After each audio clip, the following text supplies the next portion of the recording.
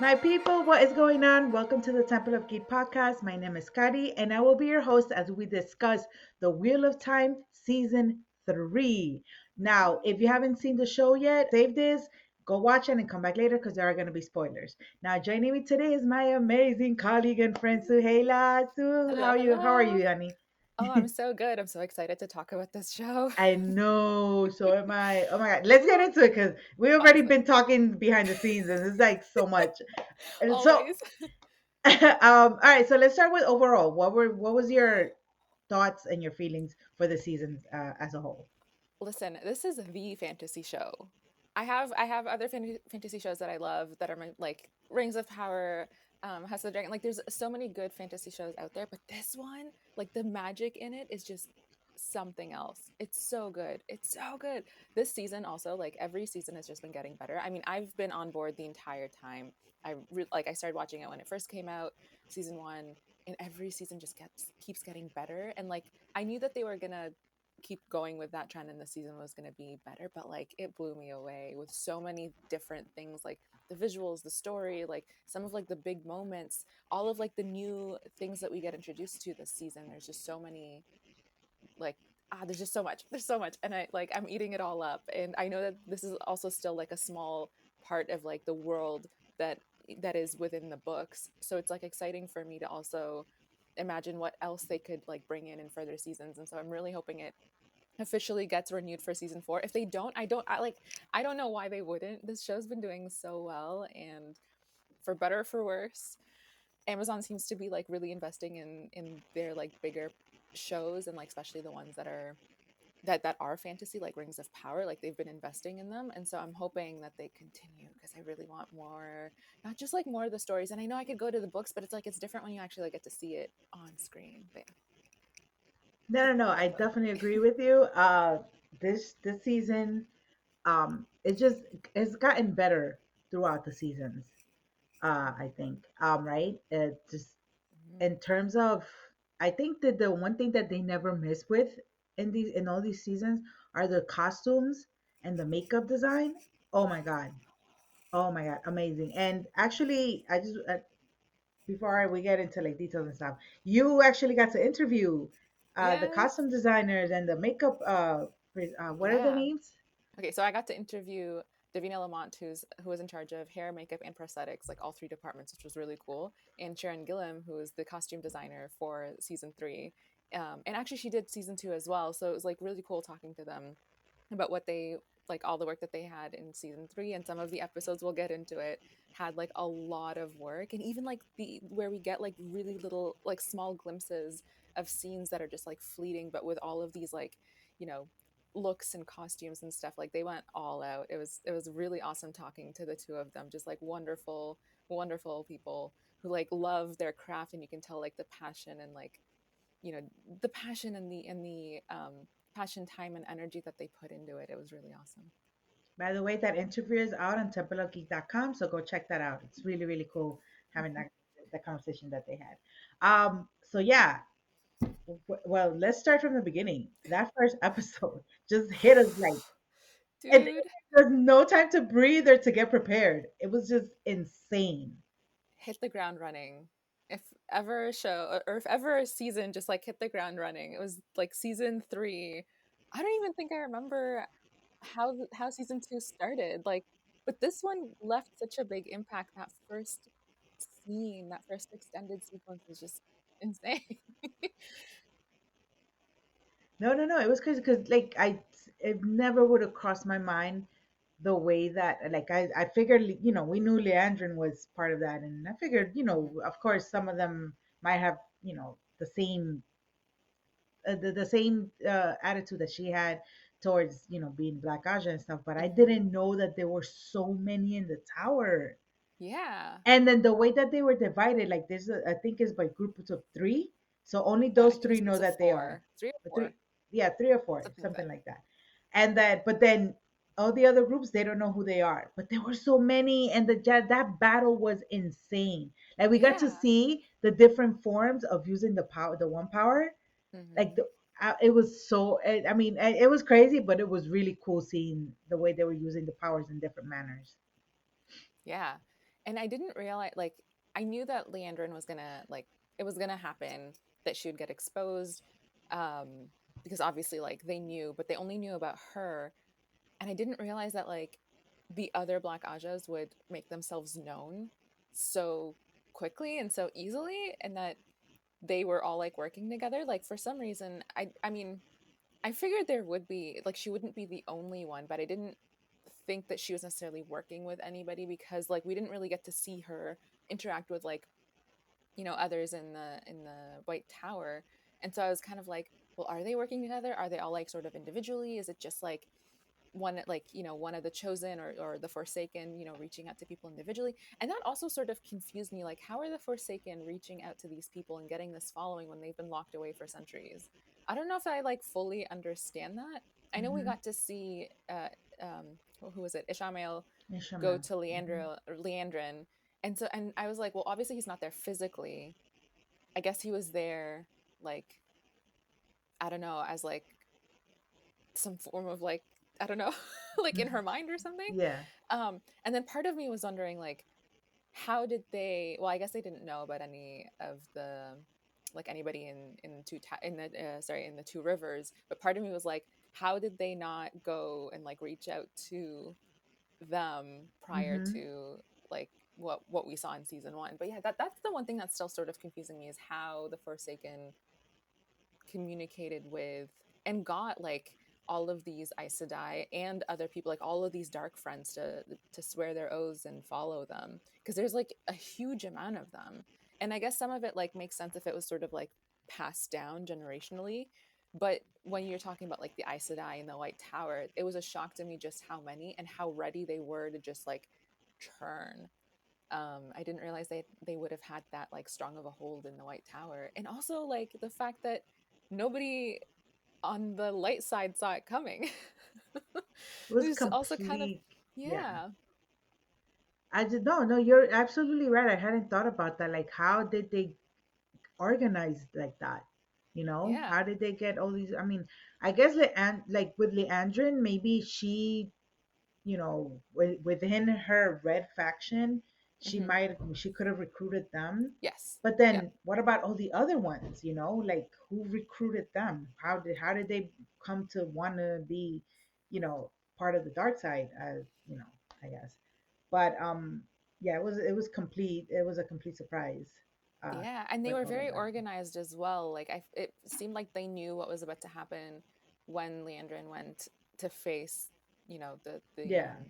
the Amerlin Seed, and like the rest of her sisters, because there was like a group of them that went at the same time to go like steal a bunch Hmm. of artifacts. Yeah. So this was like a Exactly. coordinated thing as well. And it's also really telling that like Leandrin is the only one that like the other groups knew about.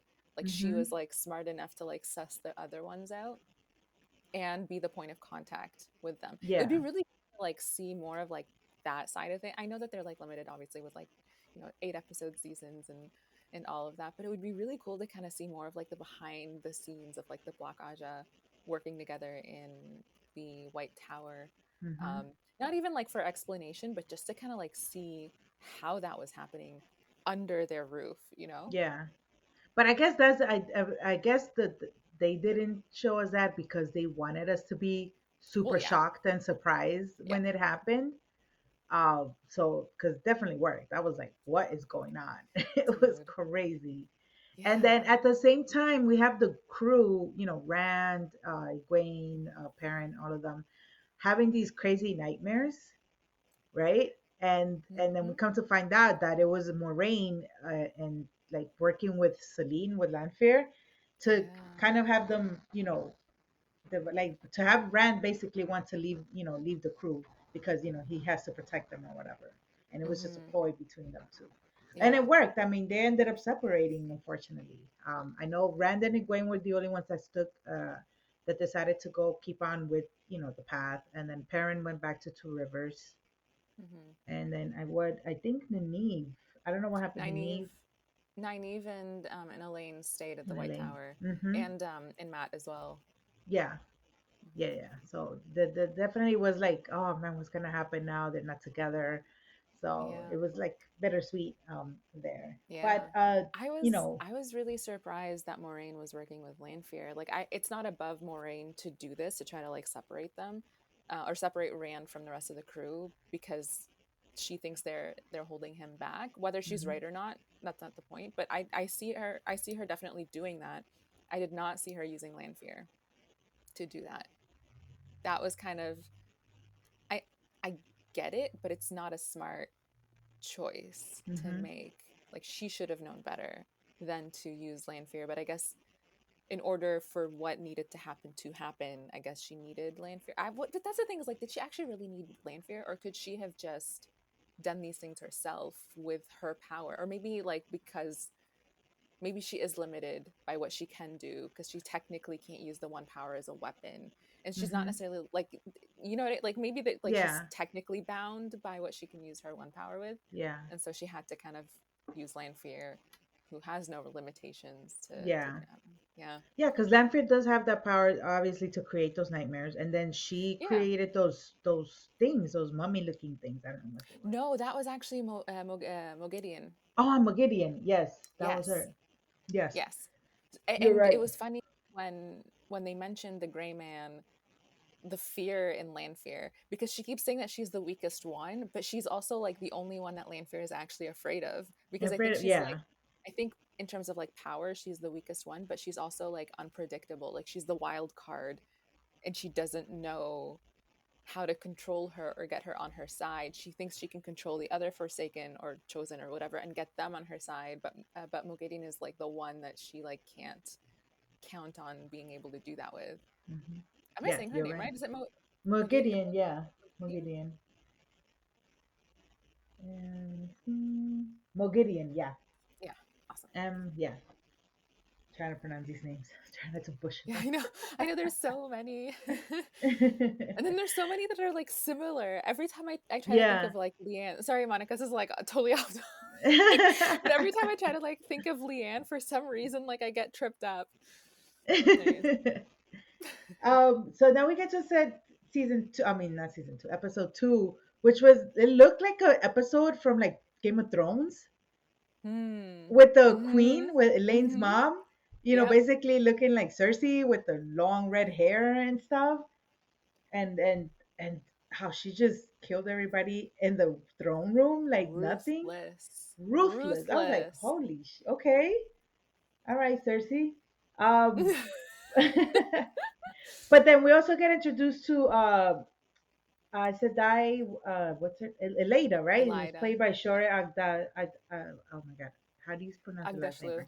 Agdashlu. Shora Agdashlu. Amazing. When I saw her, I was like, yes, queen.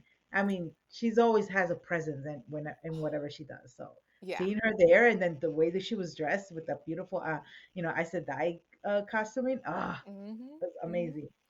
So we get introduced to that, and we actually get introduced to, what's it called? The Queen's Consort, Mm-hmm. Gabriel, they call him. I think it was Yeah. Well, which name do they list on? Gabriel. Is it Gabriel, I think. Gabriel? Yeah, I think so. Yeah, or was it in episode three? Well, it wasn't of those that he got introduced. Yeah, Supposedly Lord he's a Gabriel. consort.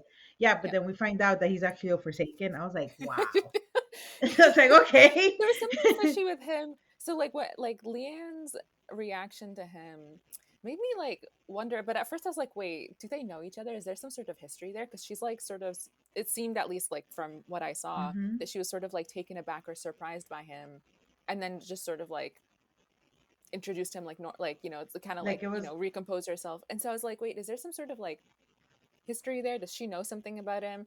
I mean, obviously it turned out that he was just, you know messing with her. using the compulsion, yeah, using a compulsion weave on everybody. And I guess like whether or not she like resisted a little bit, or she's sort of like caught, sort of caught mid sentence as he was sort of doing that weave. But like there was something a little fishy Hmm. about him when he like appeared. But yeah, well, I mean, we get to see him and the sons as well, um with, yeah, all like appearing. And then the white tower just like fawns over them. That was so funny. They're like, oh, Even Nynaeve, who's technically taken, technically still with Lan, even if he's not around. oh yeah, she was all smitten. They were And then, all were. oh yeah, and like Matt's line of like, I didn't think you'd be into this, and then Nynaeve was like, everybody's in this. Yellow. Like yes, yes, Nynaeve, we get it. we can see it.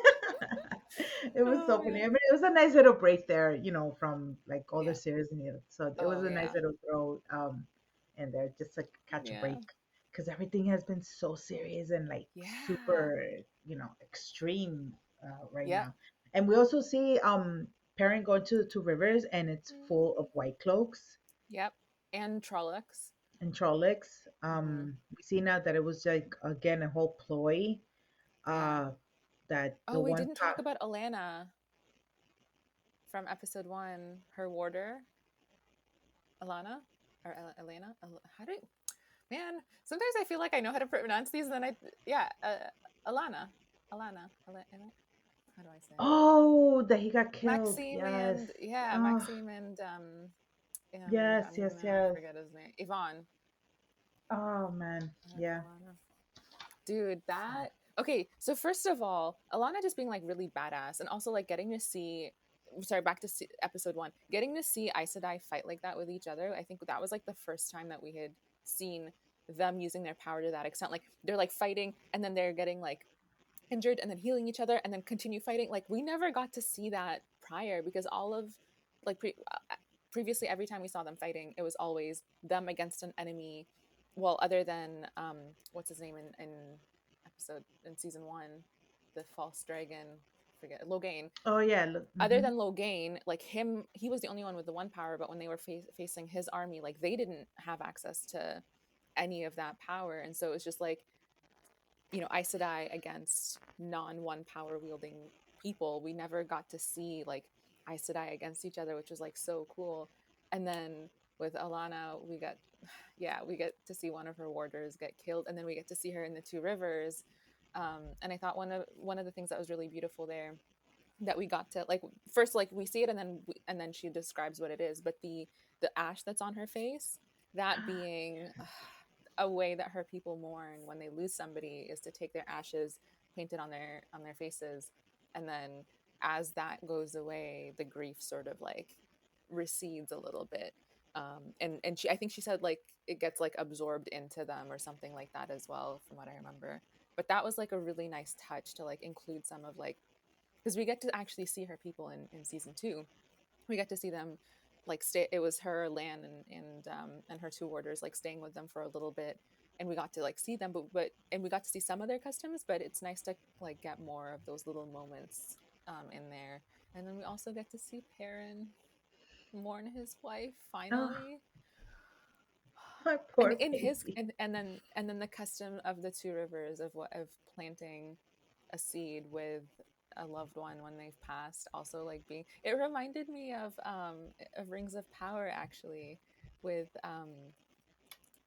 why am I forgetting everything? I'm forgetting literally all the names. The Wait, elf in who? in Rings of Power. Oh come on, Ismael Cruz Cordova's character. I'm so sorry, Monica.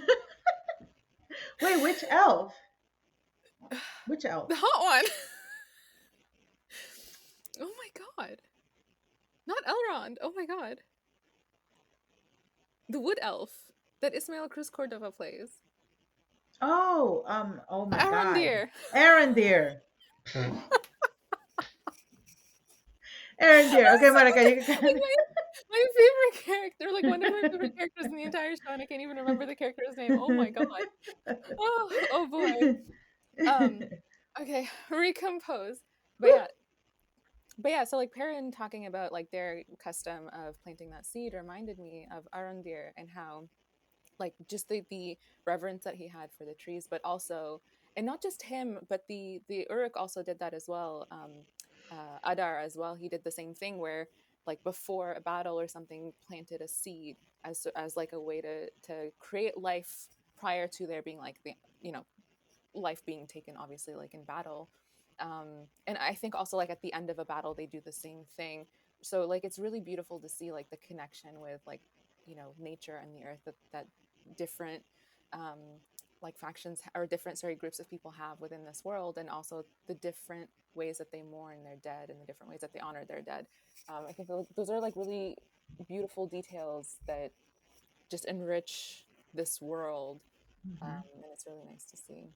Yeah, no, no, no, that was really sweet. Yeah. Because we a lot of these characters don't have, they've been like thrown into this like whole craziness from the beginning, and a lot of them haven't been able to really take the time to process a lot of what what they've gone through since the beginning. Hmm. So it was really nice to see Parent finally be able to do that.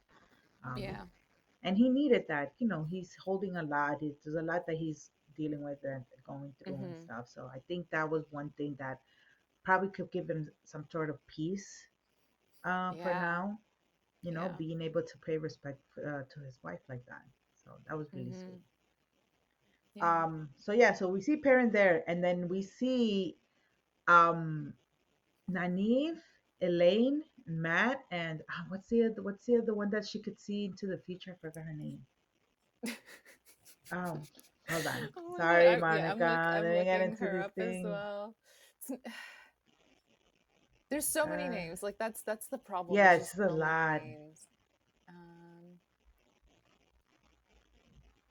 which is like like it's beautiful that they have so many characters. I love that. Yes, no, Just no, no. It's really good. I remembering mean, the Min. that's Min. There Simple you go. name. Min. Yes, Min. So we have Yeah. Nynaeve, Elaine, Matt, and Min actually going to, is it Tanchico, which is Oh no, actually that's where, like way later. no, That's that's in episode oh no, that's later. that's No, but episode then episode in 5, I think. episode 3 we see Tanchico, where we find out that that's where Leandrin. Leandrin is from, and where she, oh Hmm. my god, and what she went through. Was it in that Oh yeah. episode? I don't know, Well, but no, we see what she went through. I think in episode 6 or 7. It's a little oh, bit later. I mean, yeah. we don't. Yeah, it's a little bit later, but we at the very least we see her go and reclaim the house where her husband was, and like the house where Hmm. like she got married, and like we get a hint of like where she says like, oh, like is this another bride that Yeah. you're gonna like stuff in a basement? And so we get like a hint of what happened, but we don't actually get to see it just yet, but we Hmm. get to see what she does, right? Yes. Like gets rid of Yeah. the abuser and everybody else involved, and actually like liberates one of the child brides Hmm. essentially, which Yeah. is, yeah, Ugh, that was horrific. really heavy. Yeah, that was That really was really heavy. heavy, yeah. But yeah, so episode And 3 was really kind of just all that. That's when we find out that the Prince Card sword is actually Forsaken, and he actually yeah, meets with Celine, and what yeah. was the other's name? One of them. Is it Samuel? Samuel, I think. Yeah, yeah, Yeah, yeah. Samuel. Samuel. Which episode does Egwene do her trial? Because like we get Egwene and then we It was get in the first Elaine. episode. Oh, it was in Yeah, the first episode. yeah. She Yeah, went through her trials through the arcs and stuff. yeah. We don't see anything. She just goes in, and then she just immediately like steps back Yeah, we out. just see that one scene where it's her, Elaine, and Nynaeve on horseback. She's the Amerlin seat, and then Rand has gone mad, essentially, like out in the river, and it's like her decision to like Hmm. stop him, essentially. But the like, I just want to point out like the costumes in that one. Again, really small scene, but the costuming and the makeup just went all out for all four of them. Like even if you see like Rand's jacket got has like this beautiful embroidery of a dragon on the back of it, and then obviously covered in blood and and, and all of that. um, but like all three of like the ladies on horseback just looks beautiful, and like the detailing and like the necklace and everything. And I don't know if you noticed, and this is like way later, but when Egwene is going through like the dream world, um, Teller and Riod, I think that's how it's pronounced. Um, at one point, she like changes outfits, and then she's like, "What happened?" And then they tell her, "Oh, like you don't feel safe here, so you put on armor."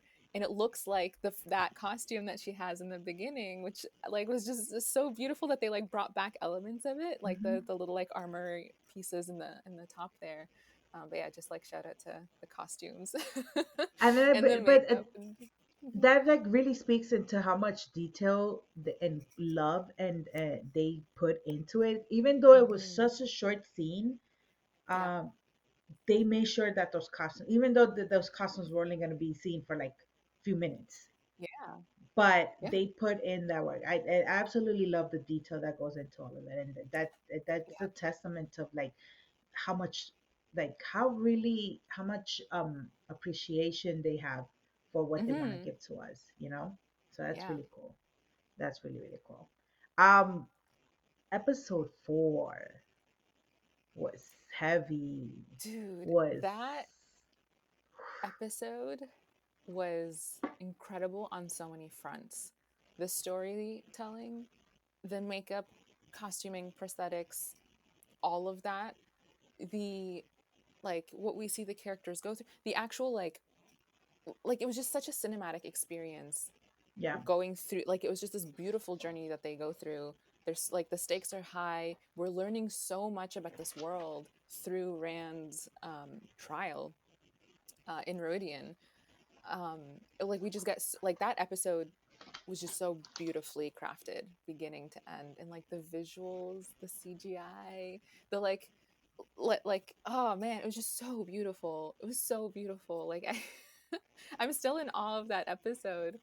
um yeah, just beautiful. And I like that like they did it all in one episode, because they could have like split it up. They could have shown us little bits. They could have shown us like Rand first and then like Moraine in a later episode, but I'm glad that they like just focused on these people, like this one storyline for the entire episode, showed us everything all at once. And I kind of missed seeing some of the other storylines, but it was nice to just kind of get that complete like story within that episode without having to like go back and forth and Mhm. sort and break it up. Yeah. No, no, no. I think it was like one of the most visually stunning episodes that we've seen so far. Like they really went all out with the CGI and Oh yeah. and and just the way that they showed all these different timelines. It was so freaking Genius. cool, man. It was so So cool. cool. And that we got, and it was beautiful also because we got some exposition as well, which Yeah. was much needed. Because Yeah. all we really knew from back then was what we got in season 1. We got Mhm. glimpses of what it was in the Age of Legends. Yes. I But love the now Age of we get to Legends. see like how we got there step by step through Rand's Hmm. eyes. So it was really, Yeah. really cool. And I also love the with Moraine, the way they did her story with having all these endless possibilities, endless futures, and the way Hmm. it just kept flipping, like it was just like like a Rolodex, Yeah. it just kept going and like going over and over and over. I absolutely love the way they did that as Yeah. well. And if you see behind the scenes, like they have this like camera rig that like goes in an arc to Oh like get yeah, that. I didn't see And it. it's Oh, that's like, so I mean, obviously cool. they, yeah, I mean, obviously they had to like, you know, do something for the cameras to be able to like capture that, like each of those little scenes that way. But yeah, it was really cool to like see the rig and to see like like the timing had to be perfect from when it started to when it ended, with some of like in one of them Rand falls, in another one um who's it Moraine falls, and like they time it just perfectly. Like I can't imagine the amount of like work and planning and precision that had to go, and also like rehearsals that had to go into getting all of the, and like look at how many there were.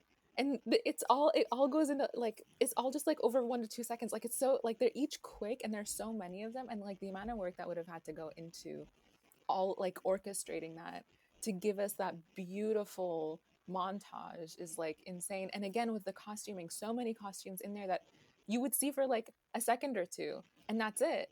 But again, they went all out. And even like with the like there's this one of them with where everybody's like a Forsaken and Moraine's just like in rags. Like the amount of work that like goes into the costumes there, like getting Moraine looking like that, like looking like she's just like come off of like the streets. Like just yeah, yeah, just the amount of like detail that went into all of that for like a short sequence, but a short sequence that relays so much. And one of the things that, because these sequences were so quick, they had to do a lot of storytelling with the visuals. So like not just the costuming, but like the actual like the make, like for example the one with the Forsaken and Moraine, the way that she looked both like what she was wearing, but even like her face, the look on her face, and the fact that like her hair is like all cut short and she looks like she's just like completely hopeless. That tells like a whole story without them having to like show us a whole narrative, right? Mm-hmm. And every single one of those little scenes did that. Like it told a whole story in a little glimpse in such a brilliant way with like the acting and the visuals and just everything. They picked, I don't know how they did it. I don't know if these moments were in the book like explicitly laid out, but they picked incredible moments to like showcase one after the other. Um, and like, yeah, they all like told a story and the whole thing just, and then you see like Moraine suspended, and you also see Avienda suspended, and like just like the horror that's on their face and like the overwhelm that they're experiencing. Again, just a thing of beauty because like just yeah, the acting in those scenes are just incredible. um the whole thing, yeah, the whole thing is just like told so beautifully. And yeah, like you get to like, obviously like we're not experiencing what they're experiencing, we don't get to see everything, but you get a feeling of what they're going through, like the turmoil. um yeah, No, no, can't no. say enough It was, good things it about this episode. was.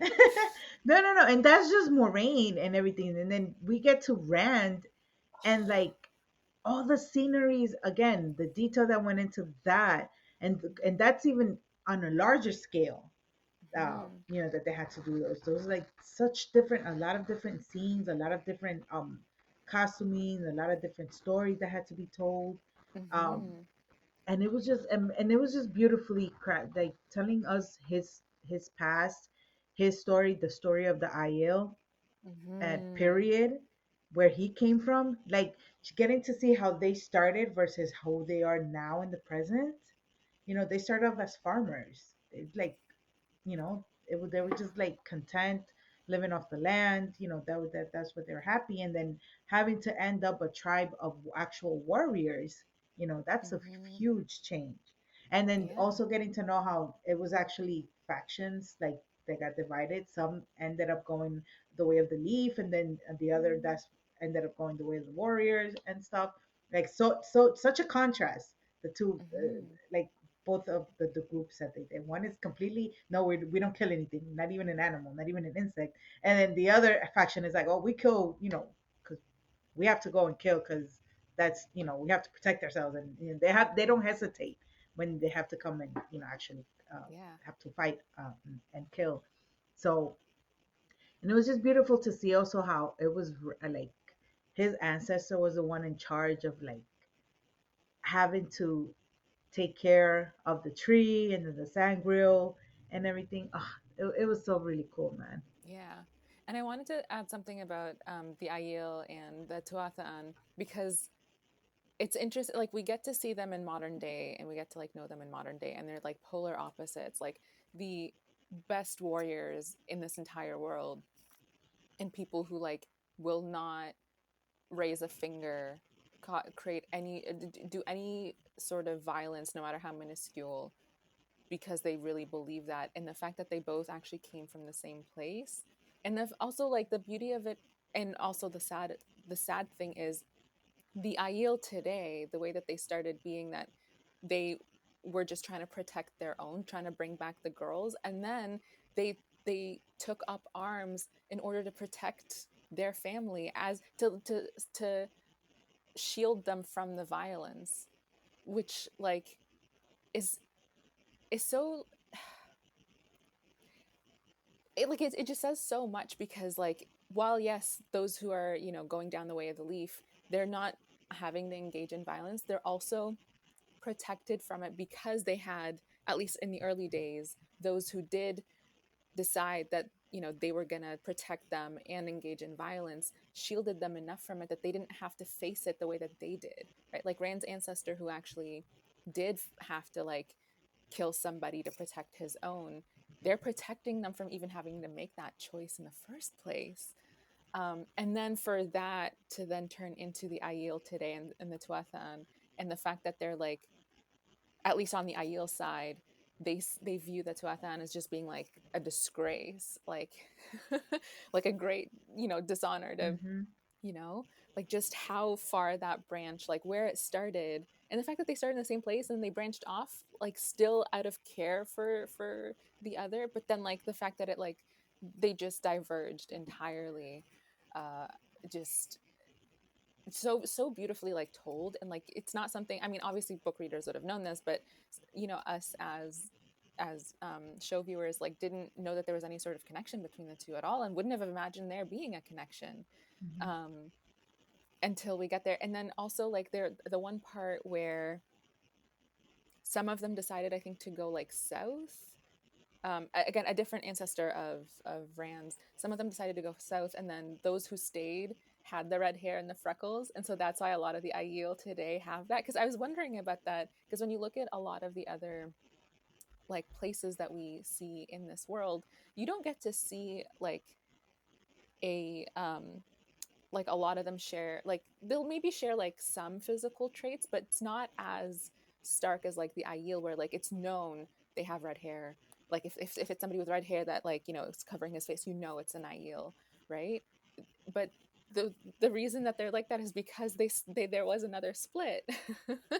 And those who continued there happened to be his ancestors who did Mhm. have like the red hair and the freckles, and that like stayed, like is still really prominent within that group, which is like really cool, because I was wondering about that. Yeah, yeah. Mhm. No, that's right. Because we see it all the way back to be, right before the Dark One got released. And speaking of, Yes, we actually get to see dude. when that happened, when that fractured, and it was because of Celine, Hmm. unintentionally. You Hmm. know, that was so like I thought that was a very cool way to let us know as the audience how that happened. What When Yeah, did it start? yeah, And just to think that it was all because of Celine. It was Celine's fault, basically. yeah, She was trying to, on top of studying the mystic side of the one power, she wanted to also integrate the scientific part of it, and it's yeah, like caused all this chaos. yeah. And I know we don't get to see the moment, and we don't get to see like, we just get that like brief conversation between her and one of the old Aiel who was Rand's ancestor. It's We don't get to actually like see like her full motivation and whether she's telling him is true. And part of me is wondering like, did she know at all what was on the other side of that? And she like almost purposefully did that, not necessarily knowing the consequences, but knowing that there was like power and that's what she was after, versus it being like a scientific thing. And like, or even like with what she said, it was like she was making it seem like it was very what's the word, like humanitarian, of like that was like the it was like a noble cause, that trying to make the one power more accessible to more people, not just those who have that ability to channel. Like it seemed like noble, but it's also like, but why do you need to do that? And it's like we don't get like all of like the full motivation and the full history behind it, but we get enough of like a glimpse to see like, oh, like she's changed a lot. And like back then, when in the Age of Legends, like they got so advanced that they were literally like breaking down the barrier between like worlds to try to access a different kind of one power, which is like insane. But yeah, Age of Legends, like I love seeing it on screen, and I know that's like kind of wishful thinking and also like might take away from some of the magic, but I like would love for there to be more stories that get told in the Age of Legends, whether it's like a capsule episode like episode 4, or whether it's a Hmm. spin-off or something, or like flashbacks. But I just love seeing it. Like there's so much like awe in that world, and you see just how advanced they are, and then it Hmm. all like falls apart because they didn't know when to stop. They just I kept think, and going. I think it just gives us like a perspective of like Mhm. having to like kind of existential moment of thinking of how it was back then, so advanced, so much technology and Mhm. everything in the way, and then to see it, and then we come back to the present, and it's just like they went back in time to like a medieval type of state Yeah. thing, and it's just like trying to like compare and like how do you say, what's the word, trying to come, yeah, like just trying to think about how that difference, like going from such a high state to such a lower state, it's just Yeah. it blows my mind just to think Yeah. about it, and that they, and especially knowing that they know about it, like how much they must feel. Like, dude, we could have been living so great, like, the world could have been so much better, and then now we're back here. So yeah. Yeah. And then also like those who are like the chosen, like they were in that age, and like it seemed, at least from what Lanfear had said sort of towards the end of this season, that she swore her oaths almost like, not that she necessarily like believed in it, but it was like a survival thing. It was either that or death. But then it's like, but now you're like not even trying to get back to the age that you lived in that was so beautiful and so advanced. Like you're working against like just being so, like, it's like, how do you live in that age and see like the world be this, I don't want to necessarily say utopia, but like close to it. It seemed like Hmm. it, there was a lot of like beauty, there was a lot of stability, there was a lot of security in there. And then now you're just like working against everybody's interests, including yourself, you know? It's like it's yeah. I mean, obviously like they've had like centuries into like probably thousands of years of like things happening that has motivated them and changed their motivations, like, throughout that time. I get that. But it's like, man, how do you live through that and then like end up here? you know? And it also makes you wonder as well, because like the whole point of the wheel of time is like the wheel keeps turning, and like these different like ages, keep get churned out. And so it's like we get to really see like modern day and Age of Legends, and then stuff sort of in between a little bit. But Hmm. but we don't see anything beyond that. And I don't know how far into the future we're gonna see, but it's like, how, like, what other ages, you know, existed? And also, like, has something similar to this happened in the past as well, where there was another, breaking, world breaking, prior to there being another sort of like age of there being like a, another Age of Legends essentially. Hmm. Hmm. Um, yeah. There's a lot of possibilities for sure There's so there. much. And like, That's because what I it love. is a wheel, so it's like I how was far gonna say, back yeah. we can go, you know? Yeah.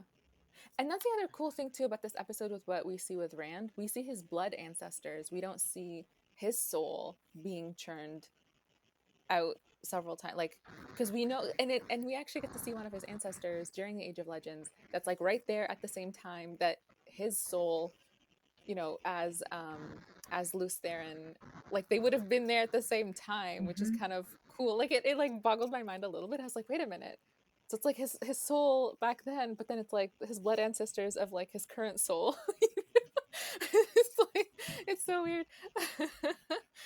um No, no, no. It is. It's just, again, the storytelling was great, and then we also finally see the that moment with his mom, like how she played a whole role into this, like not getting to know that his dad was actually one of like the tribe leaders, yeah, and that his mom, I think his mom wasn't an Aiel though, she's right? not an Aiel, She's not an no. Aiel, but she Hmm. learned their ways because she was fighting her ass off And she while being looked like pregnant. them. Yeah, Yeah. yeah, she did. And it makes me wonder if she's also of Malkier, because the lady that we meet that talks to Lan, let me bring up her name real quick. Melindra. Hmm. So Melindra, who we meet, who like goes to Lan, and she's like, I may look and act like an Aiel, but I'm actually not of them. I'm from Malkier, and they like essentially like rescued her when Malkier got taken over by the Blight. And I Hmm. wonder if maybe his mom was also in a similar situation, because like she would have been about the same age as Melindra Yeah, is today, right? So yeah, maybe yeah. they were like refugees from Malkier or other areas that got taken by the Blight, um, happened to be taken in by the Aiel and learn their ways, and maybe that's who. Or it could have been like a political like match, maybe. I Hmm. don't know. I don't know if the Aiel do that, but Yeah. that's kind of the only other sort of theory that I kind of have on that. Hmm. I'm excited to see what it is though, and they like purposefully, I think, don't tell us in this season, because I think it's going to be like important later on. Yeah. How, I don't know, but yeah. And then we also, the also other interesting thing that we find out is how Moiraine is actually, what's the relationship with Rand in the sense that the reason why the Aiel went to go fight and his mom was fighting and stuff is because Moraine's uncle decided to cut down the tree, and that was like a huge Mm-hmm. disrespect. So that's how they are connected in that way. Yeah. And I also wonder, sorry, let me bring this other woman's name. Because like Moraine and Rand seem to be like connected within like what's the word? Not the wheel, but what's the word when like there's like significance to like the stuff that's happening with the wheel. I don't know what they call it. But the What two of is them it seem called? like Yeah. yeah. But let me grab that one lady's name. The Aes Sedai that was in the Age of Legends, like the head Aes Sedai in the Age of Legends, who we also saw in episode 1, or sorry, season 1. What's her name? The lady that gave the Lanphier? sangreal, Is was it? it the one that No, gave that's not. Rand's ancestor the sangreal? Yes. Okay, yeah, I don't remember her Because she's the name. lady that we see in season 1 talking to Luce, and she was, I'm pretty sure, like what would have been the equivalent of the Amaryllis seat at the Yeah, time, because yeah. he was like the head of um like the male Aes Sedai, and she's the head of the female Aes Sedai. Her name, where's this I forgot. address? I don't think. Yeah, I don't remember her name.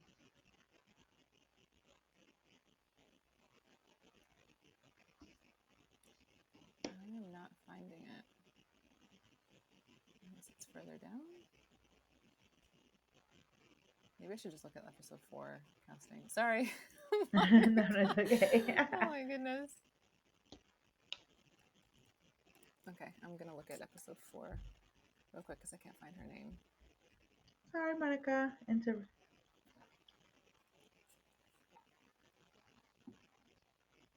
Is there a way to like pause this so we're not like No, because she'll cut it out. using it? It's fine. Oh, that's true.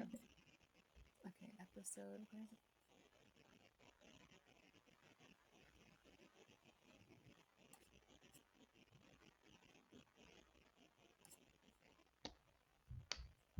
Just way too many people. Yeah, it's a lot of characters, especially during that sequence.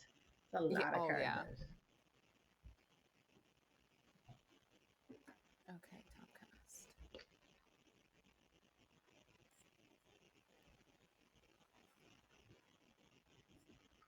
You could see it like if you go to that scene.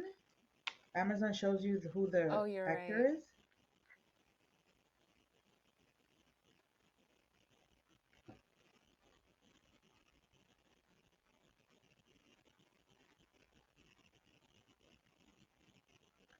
Yeah, she's not in this cast list. Okay, let me. Um,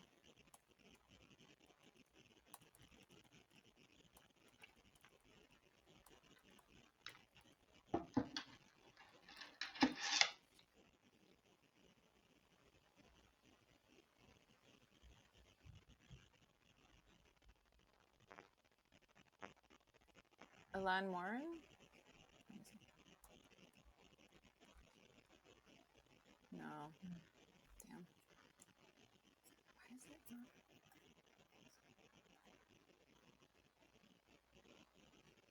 Okay, maybe we should just like just skip and just say. Damn it. Trying to see if it's on IMDb or something. I am on IMDb. I'm not seeing her name on there.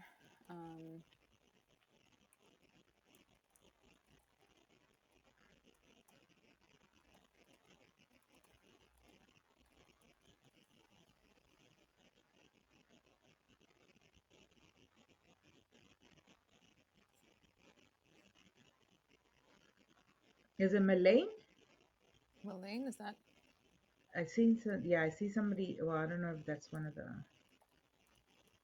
Yeah, I don't know.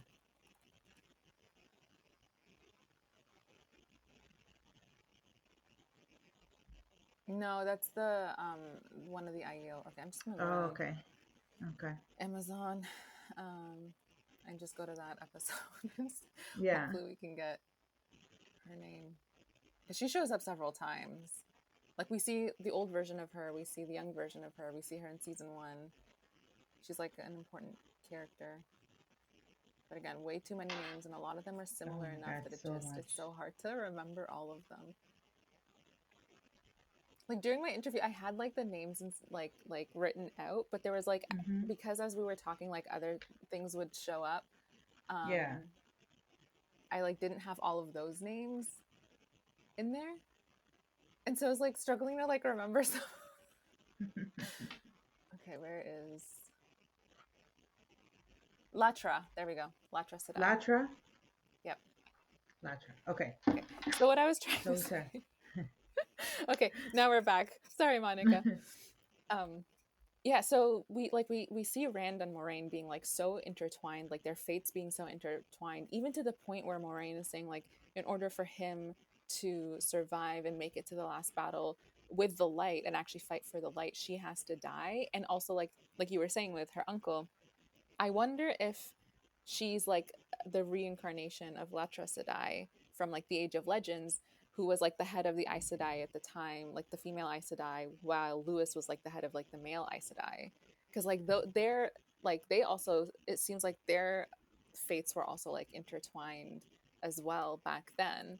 Um, so like I don't know, because like we don't get to see anybody else's like previous like soul incarnation other than Luce Theron being Randall Thor. So it would be, Hmm. I don't know again whether it's like relevant to the story or not, but it would be really cool to see if like, are there souls that are just like constantly like intertwined and keep like, you know, appearing together, because there has to be a reason why that group from the Two Rivers, like Nynaeve and Egwene and Matt and Perrin and Rand, like all five of them are all together, because like they could have, those souls could have been like, you know, brought into the world in this age in different places. They didn't have to all be together.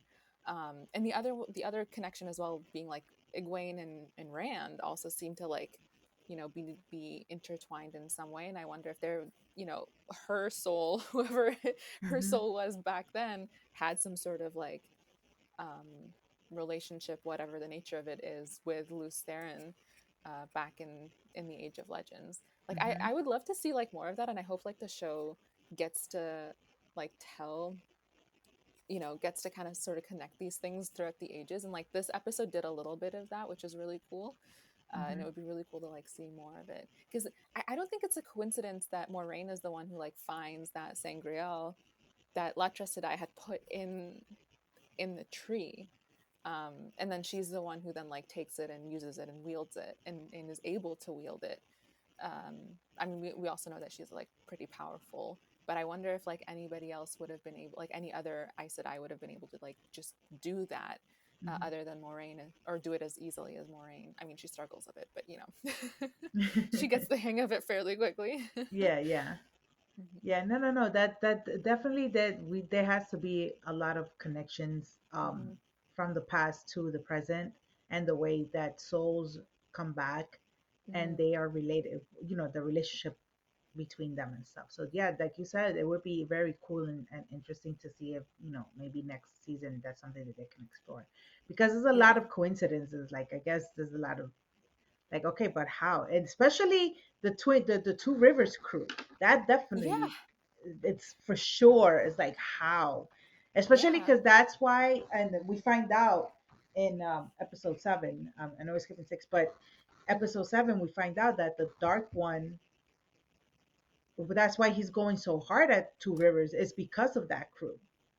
You know what? No, you're right. Because I had said before, like, why didn't the Dark, or why didn't the Chosen or the Forsaken go and try to like recruit people from the Two Rivers? Because I was like, oh, they didn't know, but um, like the prophecy that Moraine and Swan knew about, so they didn't know that the dragon was even like, you know, getting born and to go look for him. But you're right, he actually knew before Moraine did, because of Pat and Fane, because he was monitoring them for years and years. It wasn't just that one year that he shows up at Beltane and then everything goes to hell, because they know him, so he's been coming for years and years.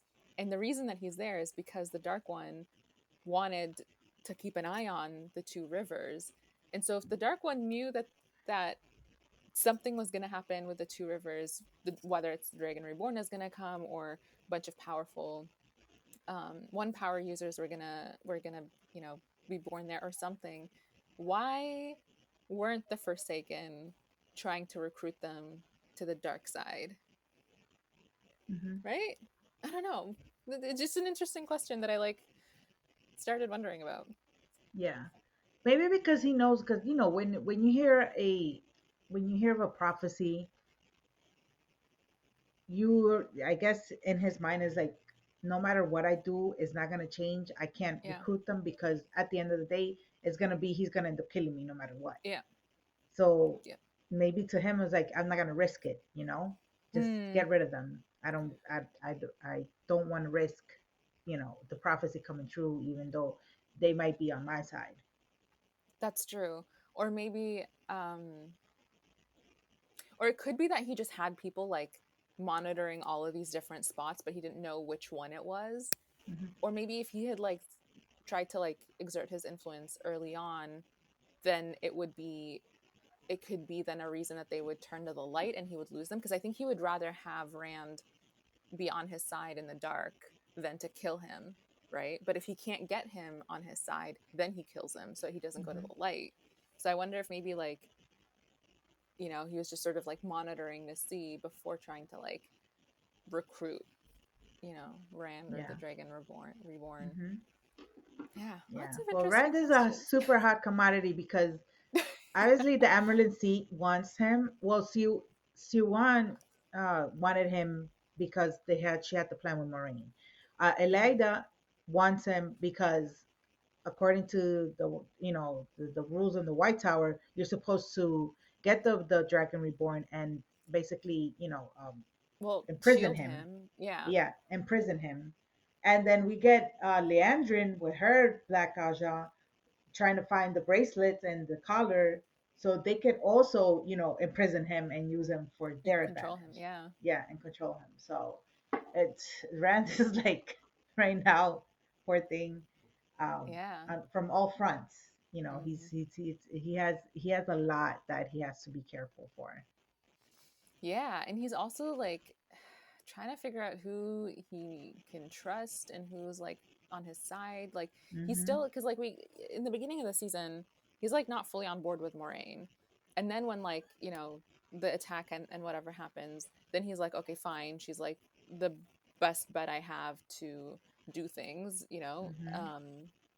But then he's still like he makes his own choice as to where he wants to go, right? He chooses to go to the Aiel Waste to get the army there before going to where wherever it is to get Kalendor, the sword, right? Because Hmm. like he makes that choice himself, so he's still like he's trying to like do what is right, like he's trying to figure out what he needs to do, but then he's like still not fully like trusting Moraine, but it's like, okay, at least she's not like working against me kind of thing. But he's still like, but he's also talking to Celine still in his dreams. Oh my God. I mean, if they're I feel talking, you know. so bad too. Yeah, no, if they're talking, I feel so bad Poor for Egwene when Egwene. she finally find out. And not just that, but like not, it's not just like, oh, he's cheating on her essentially in his dreams, but like she's torturing her. Celine or Lanphier is torturing Egwene in her dreams. Um, just poor Egwene, man, she can't catch a break. Like At all. ever since At season all. two, poor girl's just been like getting it every which way.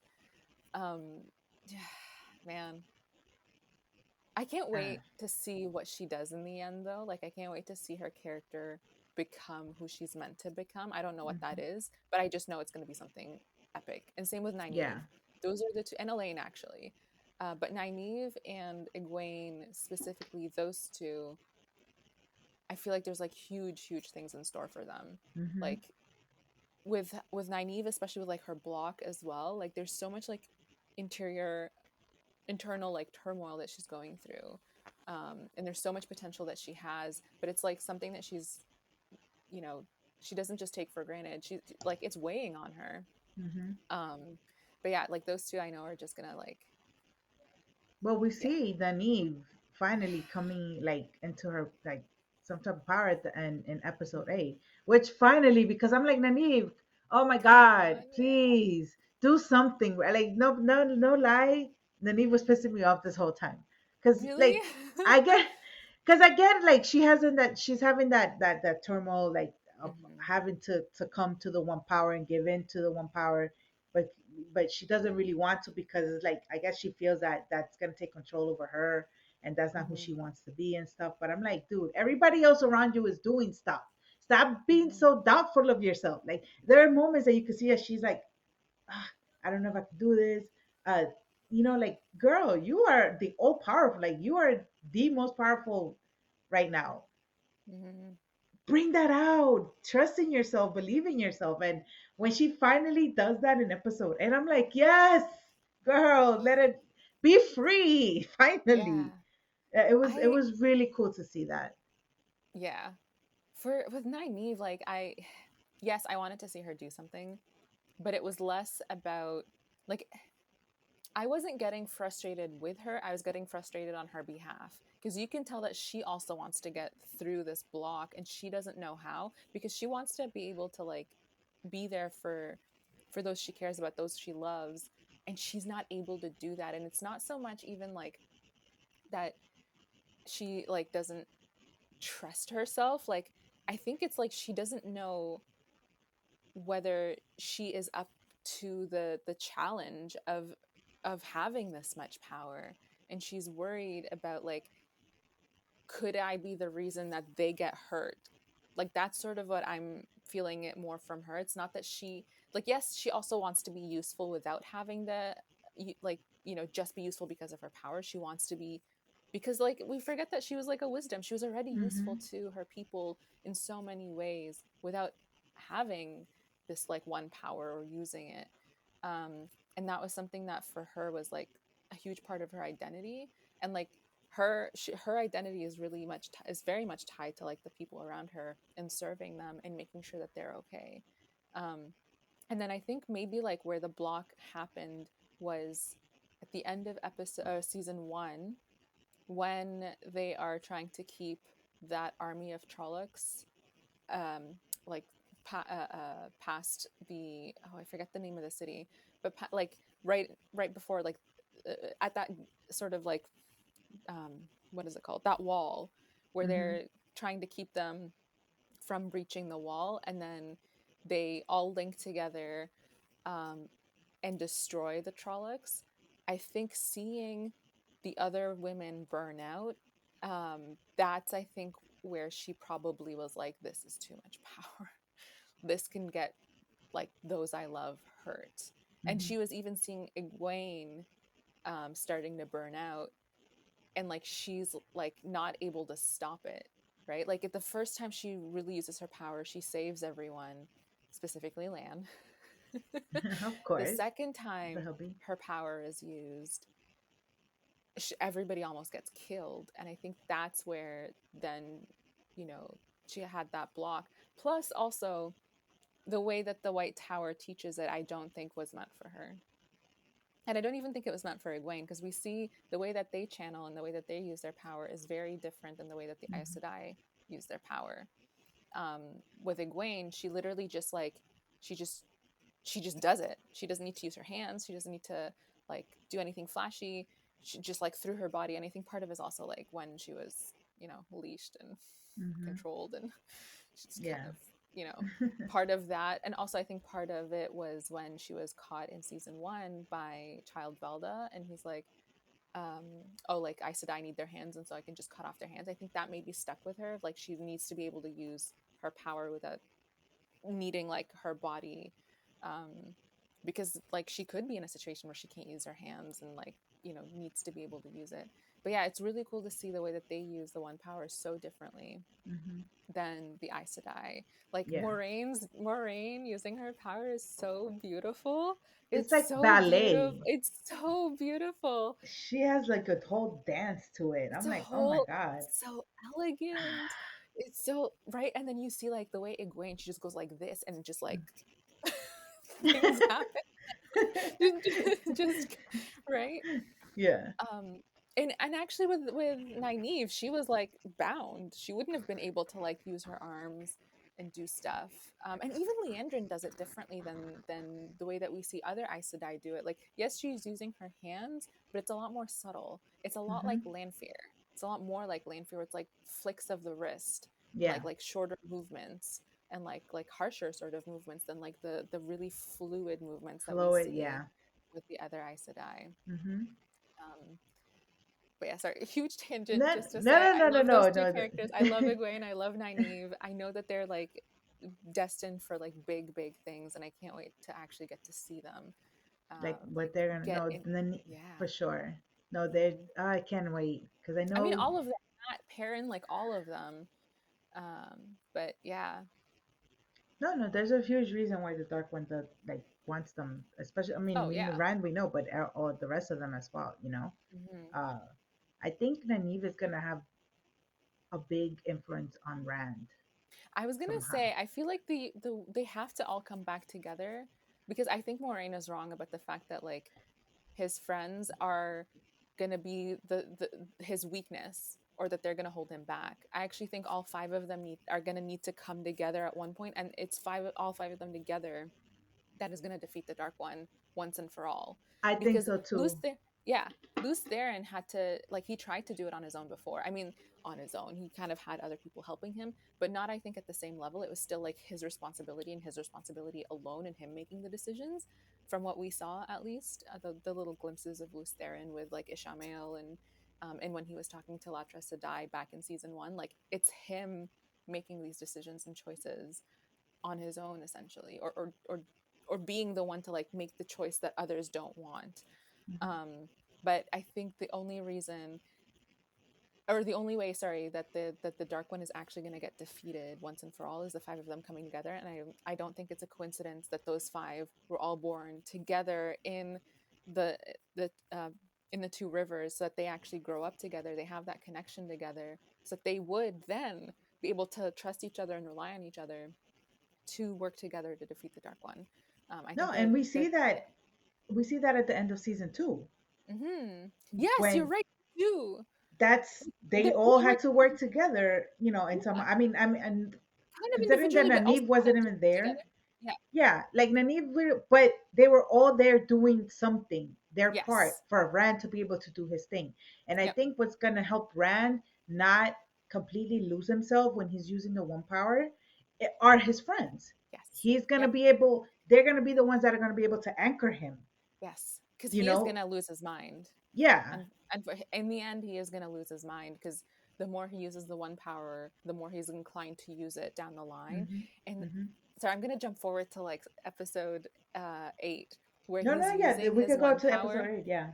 where Hmm. he's using his one power in that like big way, and you see it first starting off with like the beautiful, like the blue, and I think there was like green and yellow, and it's like Hmm. the beautiful like um visuals and CGI that you would see like Moraine using, and then like you get like hints of black coming into it, right? Like the dark The cloud starts coming. corruption, the Yeah, and corruption of the power. Yeah. exactly. And at first it's like small wisps, and then as you see him be determined to like use the one power, and also not just use the one power but use it to like quote unquote destroy the Aiel. Like, I mean, obviously he's not going to destroy them physically, but Hmm. he's going to destroy them in terms of like their beliefs and their history, and like he's going to break them in that way. And like you see that intention set on his face, and as soon as that happens, you see more of that black cloud swirling into his power, and or And then sorry, into his channeling. you And it's see Egwene trying to bring him back. Be Egwene the one being the one trying to bring him back. yeah, yeah.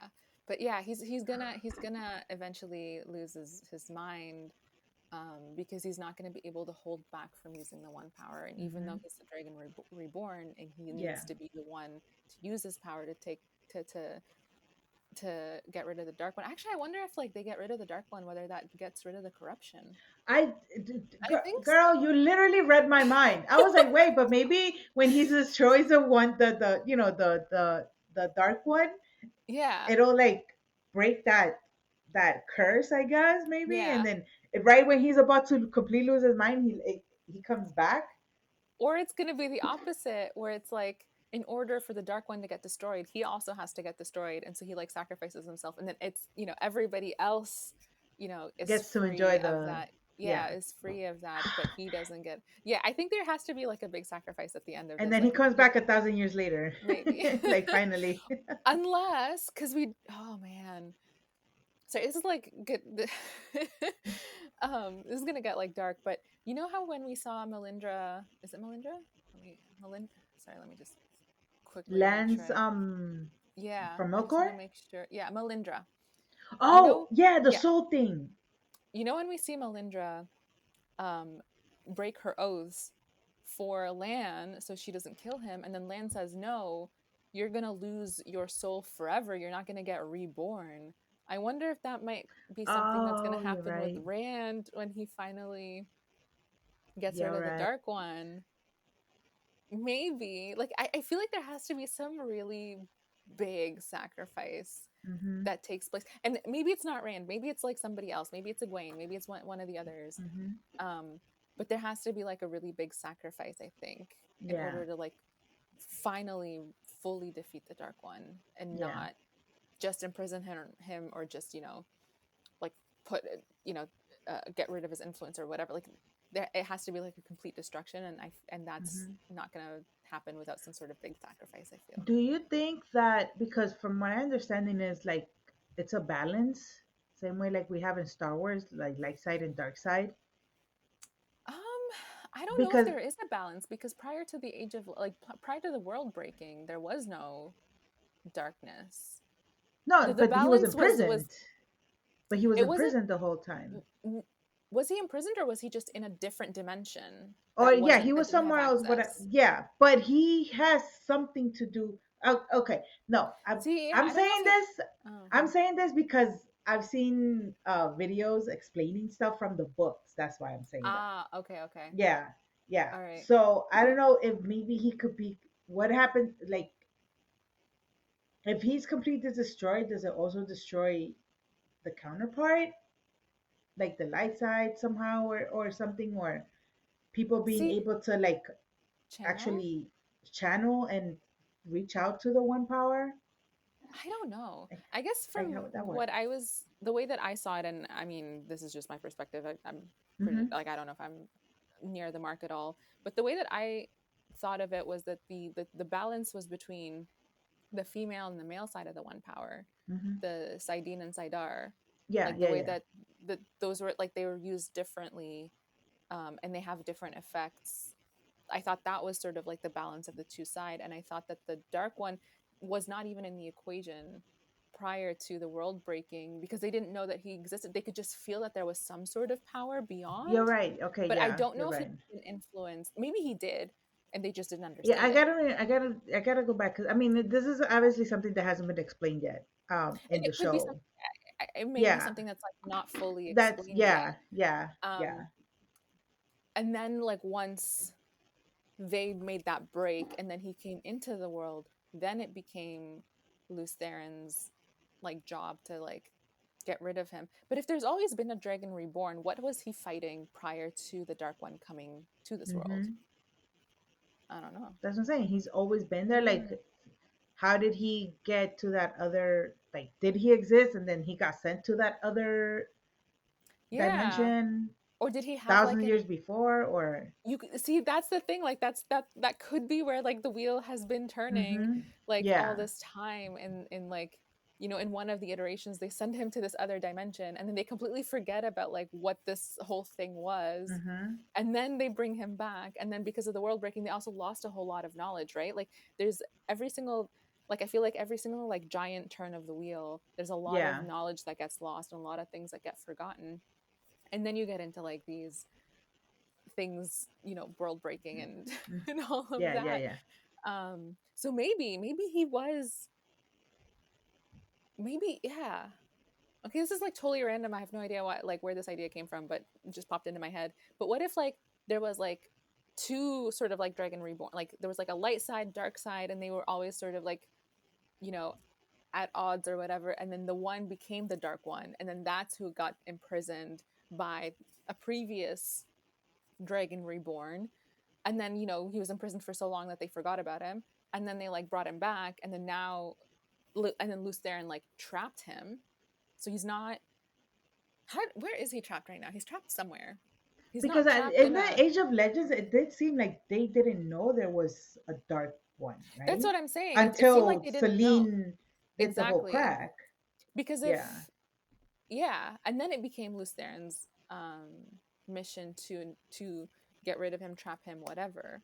Hmm. Um, but prior to that, it didn't seem like there was any sort of like dark presence there. Hmm. Not to say that like there wasn't anything, but like he was like either imprisoned or in a different dimension or whatever. But Yeah. he didn't have Yeah. like an active presence, and he once he came in, then he poisoned like the Hmm. male side of the one power.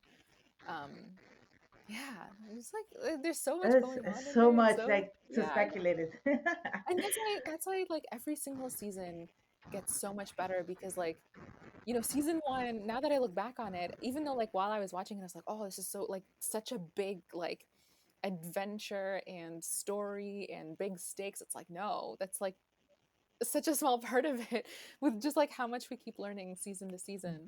Hmm. And one of the things that I wish Amazon had kept doing it was the animated shorts that they had in season Oh, I one. heard about that. Yeah. Yeah. Yeah. Yeah, when season one was first airing, there was an animated short that was like around like 3 minutes, that would air the same day as each of the first six episodes. So you'd get like the actual episode and then the little animated short, and the animated short would like explain things. So like the Sidene Sidar, it was explained.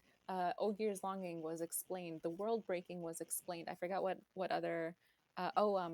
Something about Warders was explained, and it was like it matched up with something that would happen in that episode, and it's not like explaining something in the episode for you, it's explaining like a concept that you would see in the episode. Hmm. So the first time that we meet Loyal, the Ogier, the one and only Ogier I think that we've ever Hmm. seen, Yeah. we got an episode about the Ogier's Longing, just talking about the Ogiers in general and what the concept of an Ogier's Longing is. Now we that concept wasn't something that we like got to actually see in the show until season 3, but having that, like, it's just like these little like additional pieces of lore that explain things that don't have, like, it doesn't make sense to like include them in the actual show because like Hmm.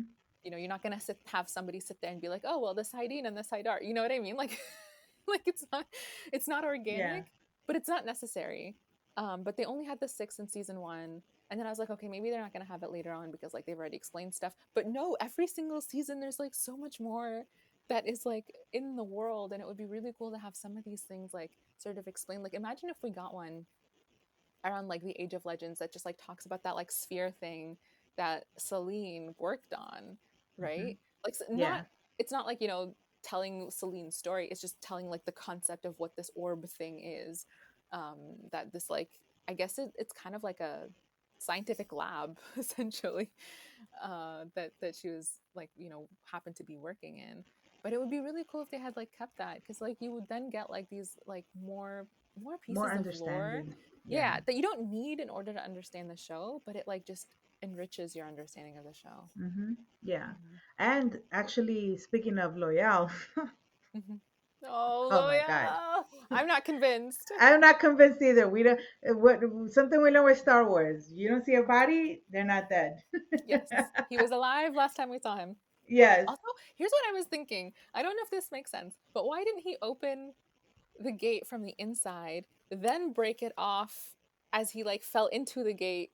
Like, do you get, like, if the gate was open, he could have fallen through it into the other side of the gate and survived before it like hits the bottom of, I don't, is there even a bottom to the ways? I don't I have understand, no idea. because like it's all floating. So when he was like hitting the platform, I didn't think it was just gonna fall, because I'm like, well, everything is floating. I thought he was just gonna break, like make a break in the Yeah. middle of it so they couldn't come across.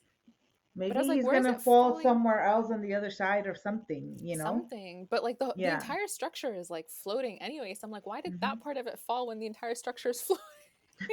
Right? And it's like, okay, well, he's falling. Where is he falling to? Like there is no bottom. Like, Oh I my don't, God, you must. Yeah, that, I don't think. I don't I'm not know. convinced that I'm he's not dead. I, convinced. I'm it's not. somehow he's gonna come back. I think No. Yeah. he's gonna I appear some random spot somewhere. I it Because I would be mean that world, that place is full of leeways for passageways. Why does it Yeah. always maybe there's passageways wherever he's falling to, and Yeah. especially that he's able to open them.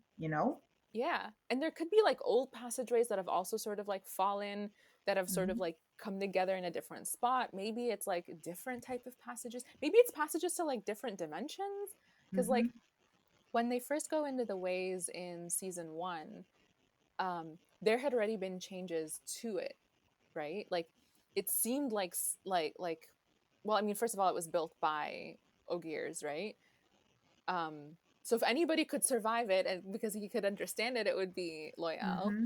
But it also seemed like it's something that's ever changing, or could It continue to is be because they changed, would, right? from my understanding, is that it was corrupted. It wasn't like that Yes, before. you're right. Yeah. Yeah. And so like maybe there is like other things in the ways that we just haven't seen. Hmm. Um, Yeah. yeah, that's what I'm holding on. Uh, yeah, that's what I'm banking on too. I'm like, Yeah, there's no way he has to no come way. back. But the scene that I love the most and like that, like with Loyal, is with, and let me just bring up their names. The two Aiel, Are you? I have the names written somewhere. Bane and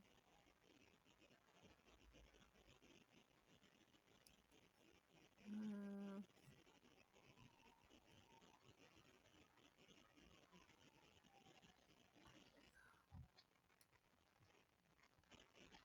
Oh, I thought I had their names here.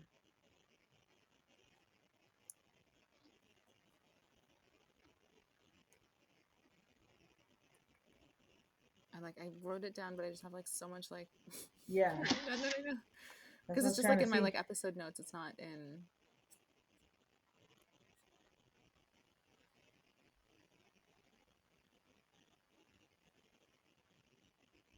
Chide and Bane, Chide and Bane. Hmm. But I love that one scene between Loyal, Chide, and Bane where he's trying to like protect them by like um essentially releasing one of them from her toe. I think it was Bane, if I remember correctly. Um, but anyways, he like releases one of them from like her toe by like being like, oh well, like by not killing me when when he like Oh loses yeah. the game, the maiden's kiss, he like purposefully loses the game knowing that she's not going to be able to kill him. And so he's like, okay, well, like now that you've like saved me from this death, the your toe is like forgiven, so now you can like leave. And then they trick him because the other one is like, well, actually it was only her who had her toe, but now you've like saved both of us by like so actually now I am indebted to you. And then she goes, and I go where she goes. I love That was that so so good. That was I forgot about that. Yeah, that was so good. I loved it so much. Those Oh two, man. man, I love those two. And I got Yeah. so worried when they were like fighting after Loyal goes into the ways, and then they're fighting on the outside, and then seeing like him drop, I was like, oh no, don't tell me they're gonna take them away from us too. But they actually do Hmm. survive. I'm really glad that Yeah, they yeah. do. That was And I good. hope we continue seeing like more of them because they're just delightful. Yeah, I think so because they're gonna Mhm. be in Two Rivers, right?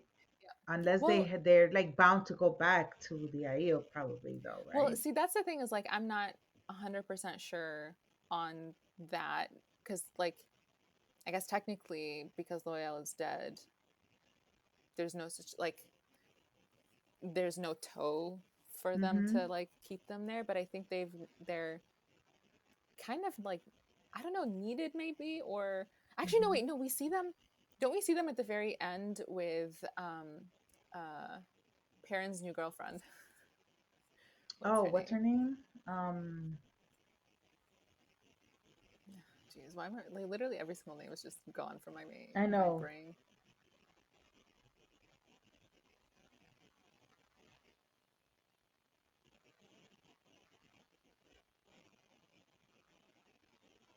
Mm,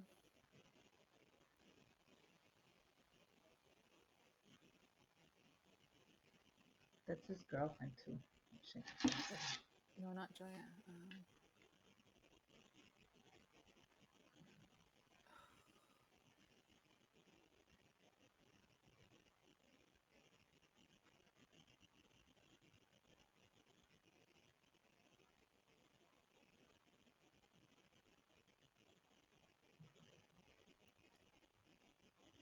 Yeah, it sucks like when they have like one big long list of characters Yeah. or cast, because then you can't like be like, oh, this season. I'm not Okay. seeing. Girl, after this, we gotta get into 8 because I can't. I have to get off in a Yeah. few, Okay. and I'm just wrap it up after that. Anyways, we see them with his new girlfriend, Fane. Fane. Fane. Yeah. Fane. I think we see the two of them with Fane like right at the very end of episode 8, going to where the White Cloaks' camp is. I'm assuming to go and save Perrin. Ah, Uh, mm-hmm. that's right. Because Perrin did leave with them. Yeah. Yeah, yeah. I mean, Okay. he like did what needed to be done in order to save his Mhm. people. I get that, but also like the dude who's like super hell bent on killing him essentially. Um, like it's like, well, this was war. Mhm. Yeah, he killed your dad, but like you guys were also like in a Killing a whole battle. bunch of other Like you're people. in exactly, like you're in a battle. Like yeah, he killed your dad, but like you guys were Your on opposite sides of a battle. Like what is this personal vendetta that you have? Plus also your like his dad dad was had just killed killing his kid. everybody His dad else. killed a Yeah. wolf, man. Like Wolf. anyways. But yeah, is there anything else that we want to talk about? I mean, there's so much. There's like Tanchiko. There's Yeah. oh Yeah.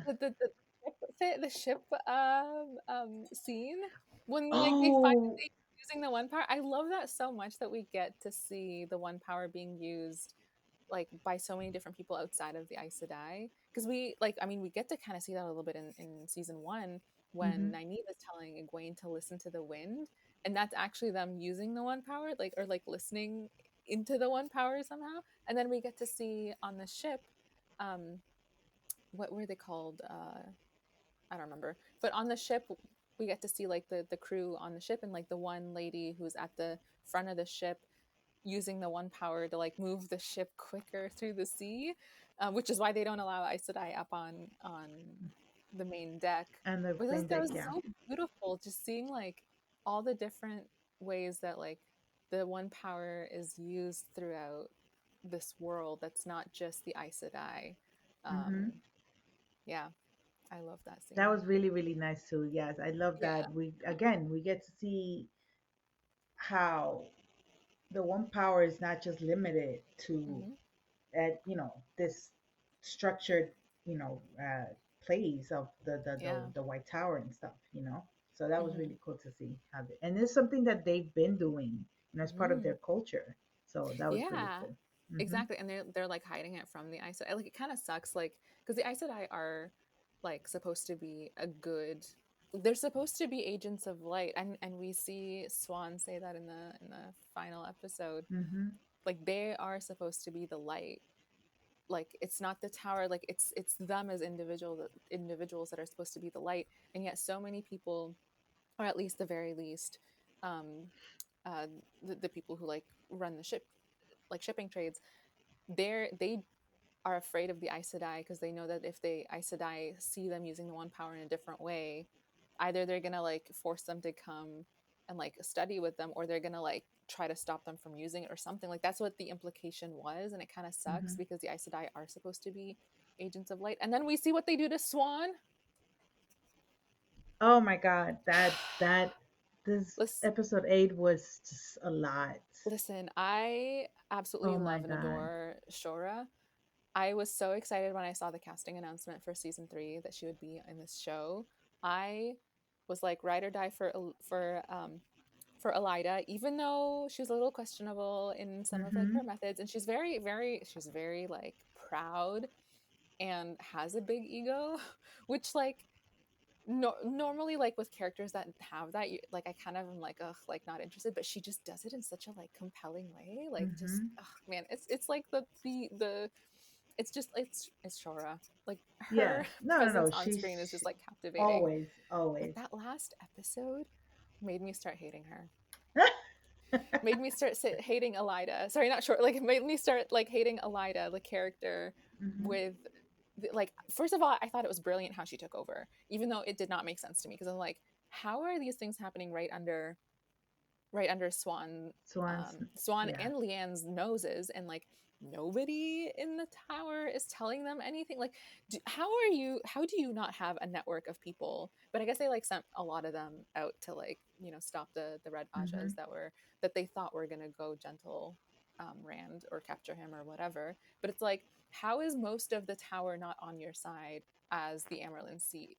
I don't understand. But anyways, I thought it was brilliant the way that she orchestrated the coup, Yeah, let's be yeah. honest, to get the Amerlin seat.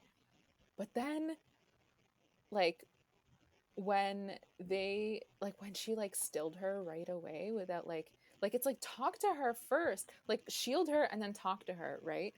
Try to Hmm. like understand what's going on. If those two had talked, if Elida and Swan had talked and Swan had actually like revealed what she then reveals later on and told the whole story, then those two would have actually just like worked together. I feel like Hmm. Elida would have worked together. She still would have wanted to be the Amerlin seat, They'll see, because that's but we find out that that's what she wanted from that's what she the wanted beginning. originally. Yeah, She went to go to the what's there called Telfin, the Aelfin. Elfin, Yeah, yeah, and she actually went over there because that's what she wanted. Which yeah. But she also, I again, feel like, but she it has to feels like like it promise was them very something. ego. Yeah, yeah, yeah. I wonder what it was that she had to Yeah, give same. back, right? Yeah, But I know that her intention is not purely bad because I don't think she's a bad person. Just the ego there, it's yes, mostly ego. Like yeah, she feels that she deserves to be the Amnesty and she wants yeah. that power. I don't know if it's power or if it's the status of it. I feel like it's more the The status status, than the that's what I meant. power. Yeah, Like that's what it's I meant. not The status, yeah. yeah, and it's like and it's because she thinks she can do a better job, and also she holds the White Tower, the Aes Sedai, in very high regard, and she's like, we're not, and she said that to the Red Ajas earlier, where she's like, we should be like, we shouldn't just be sitting here doing nothing. Like we used to, like when she's like, when I was a sitter for the Red Aja, like we were like high up in status within the Aes Sedai, like in the hierarchy. Like Hmm. that's what she wants. She wants to be. She wants the Aes Sedai to be like this prestigious, like authority, that does like not just that does good, but like that is seen and revered throughout the land, like throughout the world. That's what she wants, and she, Hmm. you know, kind of she resents obviously Swan for not having that and for not like looking the part. Like when she comes into her room and she's like, "Where's like the extravagance?" You know what I mean? Hmm. Yeah, yeah, yeah. But like she thinks that she can be the one to bring the Aes Sedai and the White Tower to this like prestigious level that they used to be at, and like bring back that status for them. And so like it was interesting to me to like, so like I understand why she like held that coup, but it also didn't make sense to me why she wouldn't talk to Swan first. I mean we see that they interrogate and torture her, which I was so like, Yeah. I mean, well, they also accuse her of being a dark friend, and I A think they dark friend. used that as the reason, as justification to then do whatever, because she did she kill some when she goes to see the two dark friends in the dungeon, because I mean technically they also get tortured, not at the Yeah. same level as She killed Swan. one of them. She Didn't did, one of I them think she get killed killed? one of, Yeah. oh no, No. she was I think torturing or about to like try to get information from her, and then a gray man comes and kills her. Oh yeah, yeah, yeah. That's Yeah, what but happened. she wasn't like above torturing. But when you see like Swan, like the level of torture, and like for them to like get to that level of torture and her not saying the prophecy until she's like back in the room, like that like was kind of shocking to me. And like the fact that like she went straight to Dark Friend, although what you had said before this episode started now makes sense, because that Hmm. wasn't on Elida's radar at all. Like I don't think A that was on black, her radar. yeah, She just wanted to be yeah, Emerald's seat because she didn't think Swan was doing a good job of it, and because she thinks yeah, that they should be capturing Rand. But I don't think she thought that Swan was a dark friend, and that was probably something that was like, somebody convinced her of maybe. yeah. And what's But her yeah, name? The new protector, um, the uh, one that killed Swan. I will What's her find name? her name real quick. Let me see. Alviren. Was it out there? Yeah, Alviren. Okay, Alberian. Yeah, Yeah, yeah. I was saying that it might be that she might She's is a a dark Black friend. Aja, and the reason why she killed hers like that so quick without So hesitation is because maybe what Suwan was saying was making too much sense, and it might have changed Elida's mind. she cut her off. Like she pretty much cut her off, and you could actually see Hmm. Elida getting really shaken. And it also like was really weird for me that Elida didn't like say anything while she was speaking. Didn't try to like and like how did they not get this information out of her while she was being questioned? Was Elida not there? Like, did she Hmm. wait so that she could say this to Elida's face?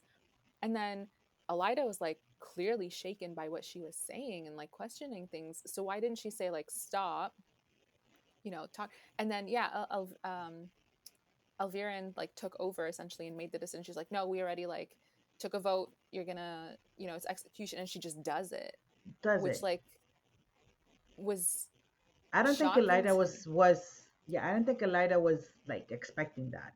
No, I don't think so either.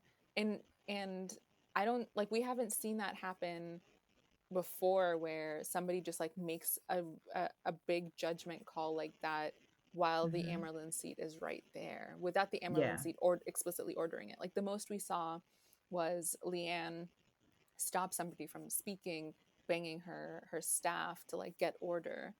Um, but like she doesn't make decisions hmm. for the Emerald. Even if the decision's already been made, she doesn't like execute those decisions. Execute, you know, with that they're being and now I'm wondering like does Elida actually have the control that she thinks she has, or is she also being manipulated, right? Hmm. Because if Elviran is a dark friend, because that was so out of character from her as well, because she's supposed to be a white Aja, which who are very like logical, very like methodical, very level-headed, and we do see her being that, like Hmm. in the other scenes that we see her in. um and I thought maybe she would be on Elida's side just because she also agrees that Rand needs to be like captured. But now I'm kind of like, yeah, if she's a dark friend, that makes way more sense. Like she wants Rand captured so they could, so it's easier for her to like have her other Black Aja come and like, Yeah, because okay, there's he's still here, technically come a and get black. him. Yeah, because there is still a black Aja in the tower that they haven't sussed out yet. Like they know there's at least one more if there isn't a Yeah. whole other cell But of there's probably I'm thinking there has to be more. It's just that they didn't reveal themselves because yeah. they certain part of them had to go find the bracelets and do other stuff. Hmm. But then the other part had to stay at the tower to continue Yeah. their work under Exactly. undercover. Because it doesn't Hmm. make sense for all of them to reveal themselves if Yeah, I they're don't not think so. already under suspicion. It was just Leandrin that was under suspicion, but in order to save Leandrin, a few of them, and it was so crazy to me how many of them were sitters. But anyways, but yeah, a few of them had Yeah. to like reveal themselves to save Leandrin, and then a few of them had to like be behind the scenes to get. But like a few of them are probably still like sleepers. Like Yeah. the problem, yeah, is probably a lot bigger than they're expecting. But yeah, I that scene with Swan, and then when we see like Moraine feel it. Oh my God, because they had a connection. I think Yeah, they showed it right when they had yeah, it was that because of the promise sword, thing, that yeah, rod. the rod Yeah. that she swore on. So she felt that, I guess, like oath break, and then she knew that she died. And She did a Moraine did a Darth Maul. She used that paint to bring herself back to life from being yeah, stabbed. That was yeah, nuts. That was and like so. Lanphier had to like flat out just run away. Like, yeah. It was nuts. It was a I really was not cool expecting episode that. though. And No. I was telling you this before, but there was an article or like an interview with Rafe where he was like, "Yeah, I Oh like yeah. wanted people to be distracted by the thought of Moraine potentially dying, getting stabbed, like getting hurt and stabbed and whatever with her fight with Lanphier, that you wouldn't see Swan's death coming, which is so diabolical, so diabolical." And actually, Super I saw diabolical. a video by Dread Pirate Dad where he'd like to and he was saying that's not in the books. Yes, It's I was not in gonna the say I saw books. the same video. She That doesn't. that was not in the book, so it was She a gets surprise for stilled. everybody. Yeah, like she gets stilled, but then she still technically has a bit of an arc afterwards. Mm-hmm. But they, I guess, made the choice to cut that arc short for the impact that I guess this would have on Moraine. Because we were all Maureen. expecting Moraine to die, and I mean, she still will eventually, in order for Rand to fight for the light in the final battle. But I guess this wasn't when it was meant to happen. Mm-hmm. I don't. Yeah. Yeah, That was oh man, that was I was like my jaw was literally on the floor when yeah, I saw it. I was like, what just happened? Because it again, it wasn't like it was we were eased into it. It was just like she was talking and then all of a sudden she just stopped. I was like, and I just heard a whoosh. I'm like, yeah, I was like, oh my god, did she just use air one power to freaking cut her head off? I was like, wow, yeah. And and that and was a like lot. you just see a whoosh, right? Yeah, whoosh, And yeah. and you don't know like what she did to kill her, and then afterwards they just show her beheaded on the ground, and I'm like, I was like, I was what? in shock. I was in shock. Like, okay, like I was yes, you killed. So first of all, you kill. First of all, you torture her. Well, first of all, you still her, then you torture her, then you kill her, and it's a beheading. And I'm like, I've never seen like I didn't even think it was possible to use the one power that way, but I guess because she was, well, first of all, I mean, if she is a dark friend, she doesn't have those like restrictions around the oath. yeah. But like, is the exception there as like if there's an enemy, then you're allowed to do it? I thought it was like, well, I guess no. I guess if it's an enemy, you're allowed to because Moraine and Yeah. all of the Aes Sedai I do mean, kill they use it when they like fight, the so enemies. Yeah. yeah, So I guess like yeah. if you can define somebody as Ah, like the enemy, then it's fair game to kill. Man, that was just brutal. That was unnecessarily brutal. Like, just oh man. And then we also get another gruesome like scene in the finale with Matt getting hanged. Like, poor guy also can't catch a dude, break. he cannot catch a break. Oh my god. Him and Egwene, actually Nynaeve as well, can't catch a damn break. I so that seems actually really interesting. And I looked it up. They're called, so there's actually two things. I thought it was the same thing. Yeah, there's It was Aelfin, two. which is who. Um, Matt meets, yeah. so it's like with an A is who Elida meets. Aelfin with an Okay. A, and then Aelfin with an E is who Matt meets. Matt And he just meets. like Okay. stumbles into this thing. He just like, I'm like, this poor kid, like he keeps getting like, sorry Monica, fucked by all these magical okay, let me say it in a PG-13 way. He keeps getting like put in these like horrible, well, how do I say it in a PG way without it just being lame? He keeps getting screwed royally by these magical things that he doesn't understand, that just happen to like cross paths with him. Like, first we get that the blade, I mean, at the very Hmm. least, like the horn, was useful to him. But then In a now we have positive like, way, yeah, in yeah. a positive way, but it was still, sorry, it still left him with like the A lingering lot. memories, right? Like the all of the, Yeah. and switching into the old tongue.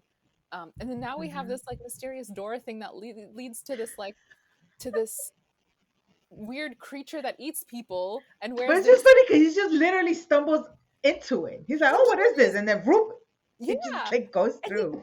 and then Min also gets close to that archway, but she doesn't just floop into it. Like, Matt just happened to walk by it and floop, he's in this other dimension. And he's just It's like, what the hell? Where am I like, now? what the hell is happening? Like, I, I like, poor guy. Oh my gosh, this He's poor just guy. he's just trying to like, well, he's trying to chill, he's trying to do the right thing while chilling, but also just keeps getting like thrown into these like impossible situations. He doesn't know what deal he's making, doesn't know what is happening. Like, if I were him, I would have just shut up. Like, don't answer this being's question without understanding what or who it is. Mm-hmm. But I mean, I guess he's just freaked out and wanting to get out of the situation. And Yeah. yeah, I went Oh my like, gosh, that it was just funny. yeah, it was, oh man, poor guy. But yeah, I mean, at But least at he least we survived. know he doesn't die. For I like see that's the thing with Min's like prophecies visions that it doesn't tell her the full story. So Yeah, yeah, she just saw him hanging, but yeah, thankfully it was just that, and she actually was able to do something about it. She was there when it happened and actually yeah, helped them. So you know, hopefully that'll give her the sense that even though she could see something bad, it could possibly be changed if yeah. somebody interferes. And Elida also has some form of like visions or something. Like, we don't really know the extent of it. Mm-hmm. And I don't know whether maybe that was something that the Aelfin had given her, maybe. I don't know. Maybe that's like part Oh, of it. It's like maybe right. she's sort of gotten those visions from that, or she's like knows some of the future from them. Or maybe she does get her own visions, but it's like a little bit different than Min. Mm-hmm. Yeah. But what Elida said, I think, really influenced Min, where she's like, well, you know the future. You don't know how you're going to get there, and you don't know what's after. You just get a glimpse. It doesn't mean that you can't do anything about it. And I love that she, like, when she saw the that gateway, and she knew that he was going to get like hanged, she Mm-hmm. like, you would initially think that she was running away, but she's not. She's going to find a way to save him, because she's like, okay, well, I know what's going to happen, so Mm-hmm. like I need something to cut him down with. And Yeah. that's what she does. And I love that Min is like taking agency over herself and her visions, and she's like, when she starts like drawing them and all of that, I love that. Mm-hmm. And I was actually worried that we wouldn't get any more of Min, because we like don't even get to see what happens to her at the end of season 2. And so I was like, is she still alive? Did maybe Ishamael like kill her or something for Mm-hmm. not holding up her end of the bargain or something? But I'm really glad that she's alive, and I'm really glad that she's with these people. The crew, yeah. Yeah, with the crew. Mm-hmm. But yeah, man, this Yeah. show just like so Oh, much. Oh, yeah, go you ahead. want to bring it up too from episode 8? Mhm. Elaine.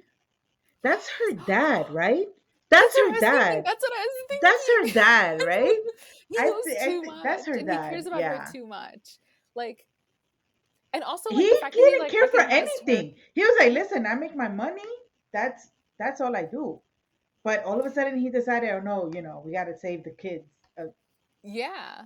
I mean, he also does that with Rand and Matt back in season 1, where he does like go like, he seems to be, he's definitely like not just a glee man. Like Mm-hmm. he like either knows stuff, or he like something that he has significance in Yeah. the pattern for It sure. probably was somebody. He was probably just worked at the castle and was like a young love type of thing with the queen, and she Yeah. got pregnant even though she was already married to somebody else, to the Hmm. king or whatever. And he So we don't probably actually see told, him in that flashback. We don't see no, the no, king no, and the, no, no, we just yeah, see her give birth. yeah. And so maybe, the queen was like, listen, you need to leave, just go. And I don't want to risk anybody finding out that you're actually the father. But he always Yeah. kept an eye on them, Yeah. uh, Well, he did say regardless. that Yeah. he like, and then when she gets that like balefire or whatever it's The called, like Belfry, that yeah. stick, oh Mm-hmm. man, that was such a cool like visual, because like you Mm-hmm. think it's just a thing to kill, but actually it like takes her back, like it, that whoever it touches, it sort of undoes some, like, a few seconds of time. Mm-hmm. Did you see that? Like Yeah, it that's what kind it of, does, right? yeah, Yeah. it like undoes whatever that person was doing for however many Mm-hmm. seconds of time, which is just like such a cool like Yeah. everything in this world just has like you think it's cool on its own, and then it just has that like extra level, like, because it Mm-hmm. could have just been like this really powerful tool to kill some, like disintegrate someone, but no, it also has like time travel built in, Yeah, yeah, like or that time little. manipulation built in. Yeah. And I mean, I don't think it's a coincidence that Elaine now has it. I think, I don't know what's going to happen, but like she now has this like really powerful like object. Mm-hmm. that I think will probably be significant. Yeah. Just the same way that like Matt happened to like have possession Have the of freaking of the horn. the horn, and then he like blows it, and all of a sudden it's like, oh yeah, I was with these people before. And one of them's like, what? Oh man. Oh man. No, but Yeah. that was really cool. And then now we get to, finally Rand being able to proclaim himself the Karkaron. Yep. Karkaran. Yeah. Uh it was so cool because we see Lanphier trying to put a deception with Mm-hmm. giving the tattoos to what's his name? Yeah, Coladin. Uh, Coladin, uh, that's his name. yeah. Okay. Yeah. I don't Coladin. remember his name. And he comes out, yeah, I'm the Karkaron. See, I have the tattoos, blah blah blah.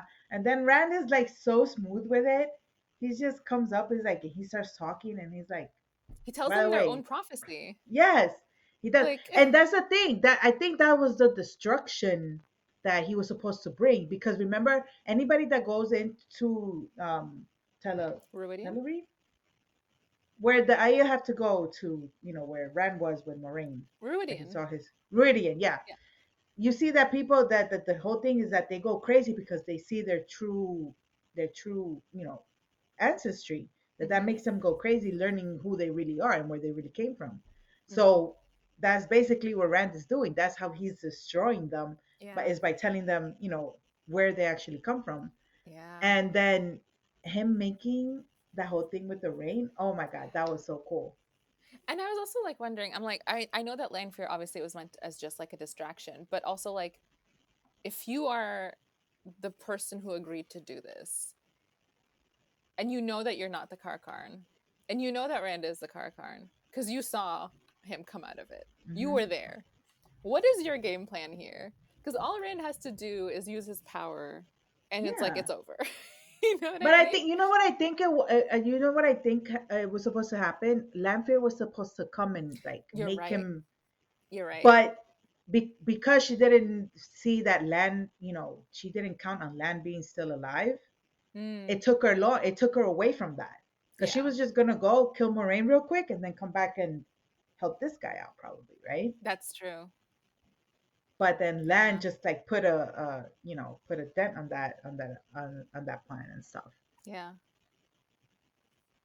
Oh Ah boy, man, there's like I yeah, need. it's just so Uh, much more that we can talk about. There's like the yeah. compulsion that Elaine and Nynaeve go through. Like it, and like Oh, with Nynaeve Morgan being the Bean. only one that we have seen so far who has faced compulsion, who has resisted, who has first of all had the awareness of it and then resisted, Yes.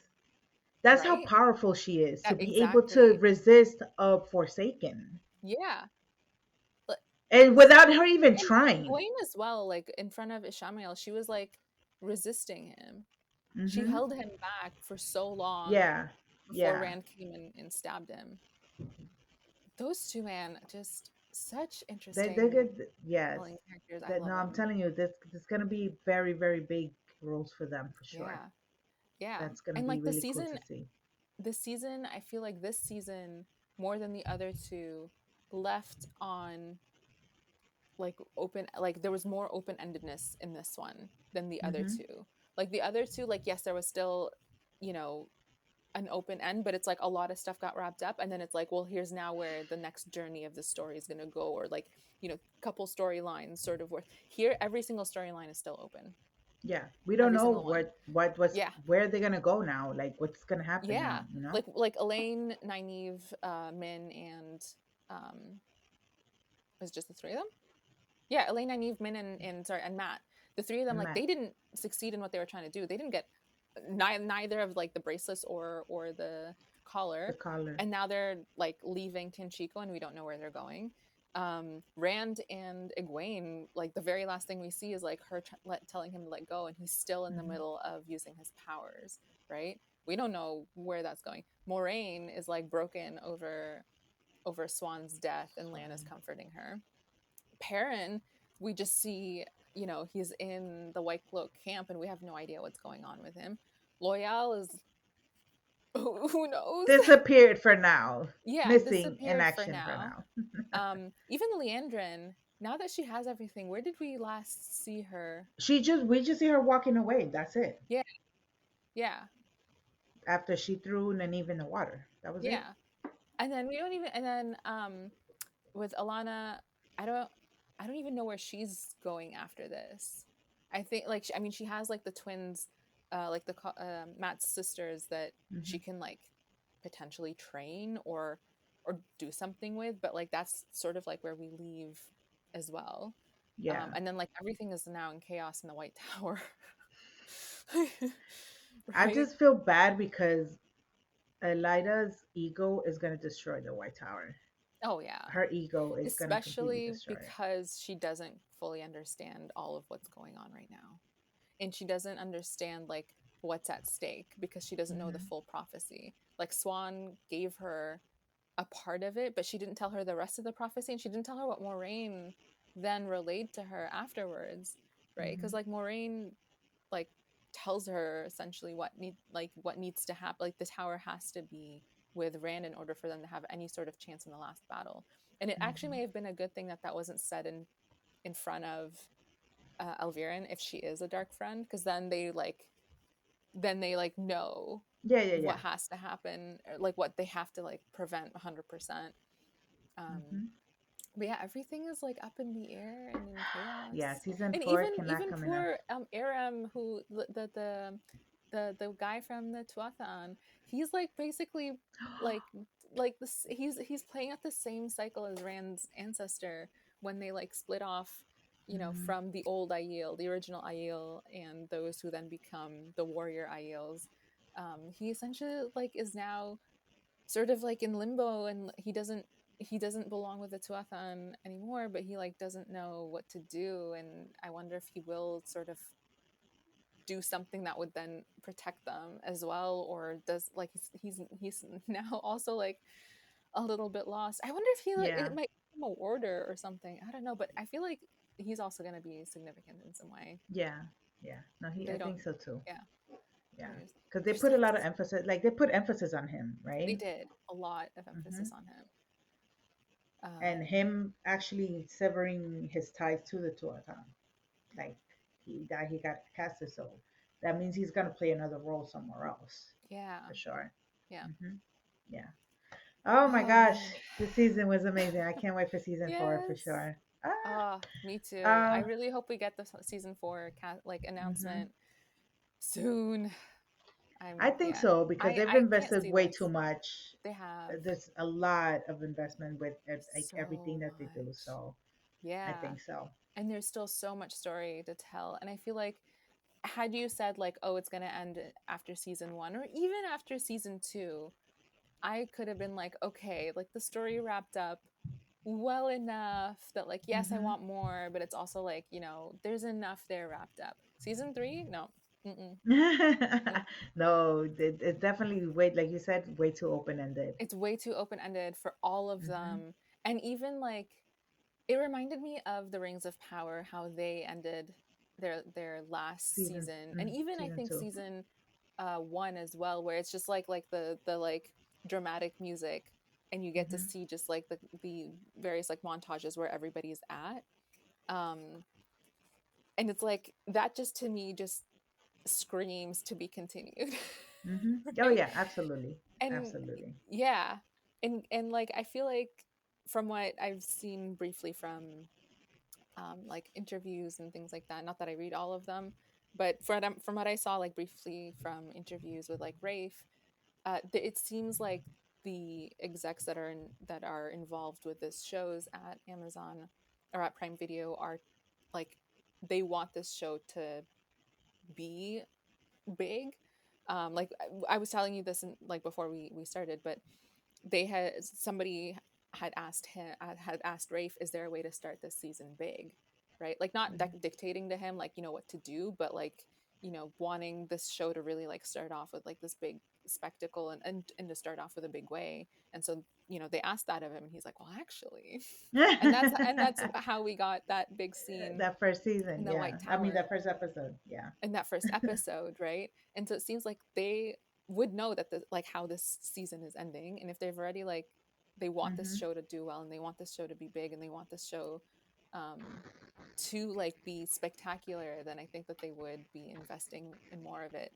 Mhm. And again, like Rings of Power is another one that they're also like investing in, and just like it just makes me so happy to see like a studio at the of this size go all in. And Apple TV does the same thing as well, where they're going all in on multiple seasons. Not all the shows. I mean, Mhm. it's it is what it is. They can't Mhm. do all of it, but there's like investing in multiple seasons of shows and actually giving shows a chance to gain an audience. And all of like the audience scores that I've been seeing, like posted online, the episodes have been doing really well. The finale had like really high ratings, and I'm pretty sure the finale got the show to like number one, I think, in the US. Don't quote me on that, but it did go, like, it kept every like the show kept climbing in Prime Video's little, like, top shows carousel.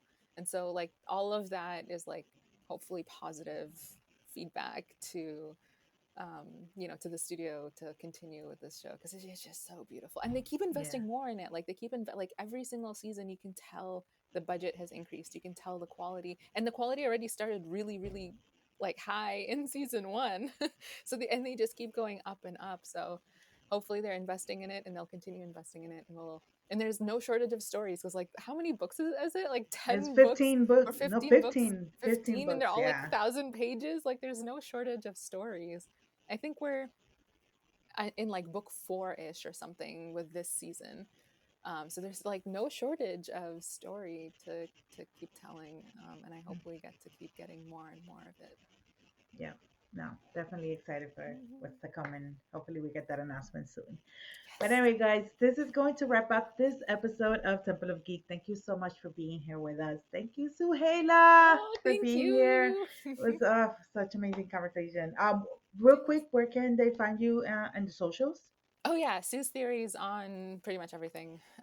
Mainly TikTok. I still am on Instagram and Twitter, although not necessarily quite as active, but trying to get back into all of the different. It's just like a lot of platforms. But yeah, Sue's theories on all of the platforms, and then Temple of Geek, for like articles. Okay, awesome. Yeah, and speaking of, if you guys want to find us, you can go ahead and find us. We are on YouTube, we're on Blue Sky, and on TikTok. And of course, templeofgeek.com, where you could go read all our articles and everything nerdy, especially, like I said before, Suheila's interview with the costume designer and the makeup for Wheel of Time. So, anyway, guys, thank you so much, and we hope to see you in the next one.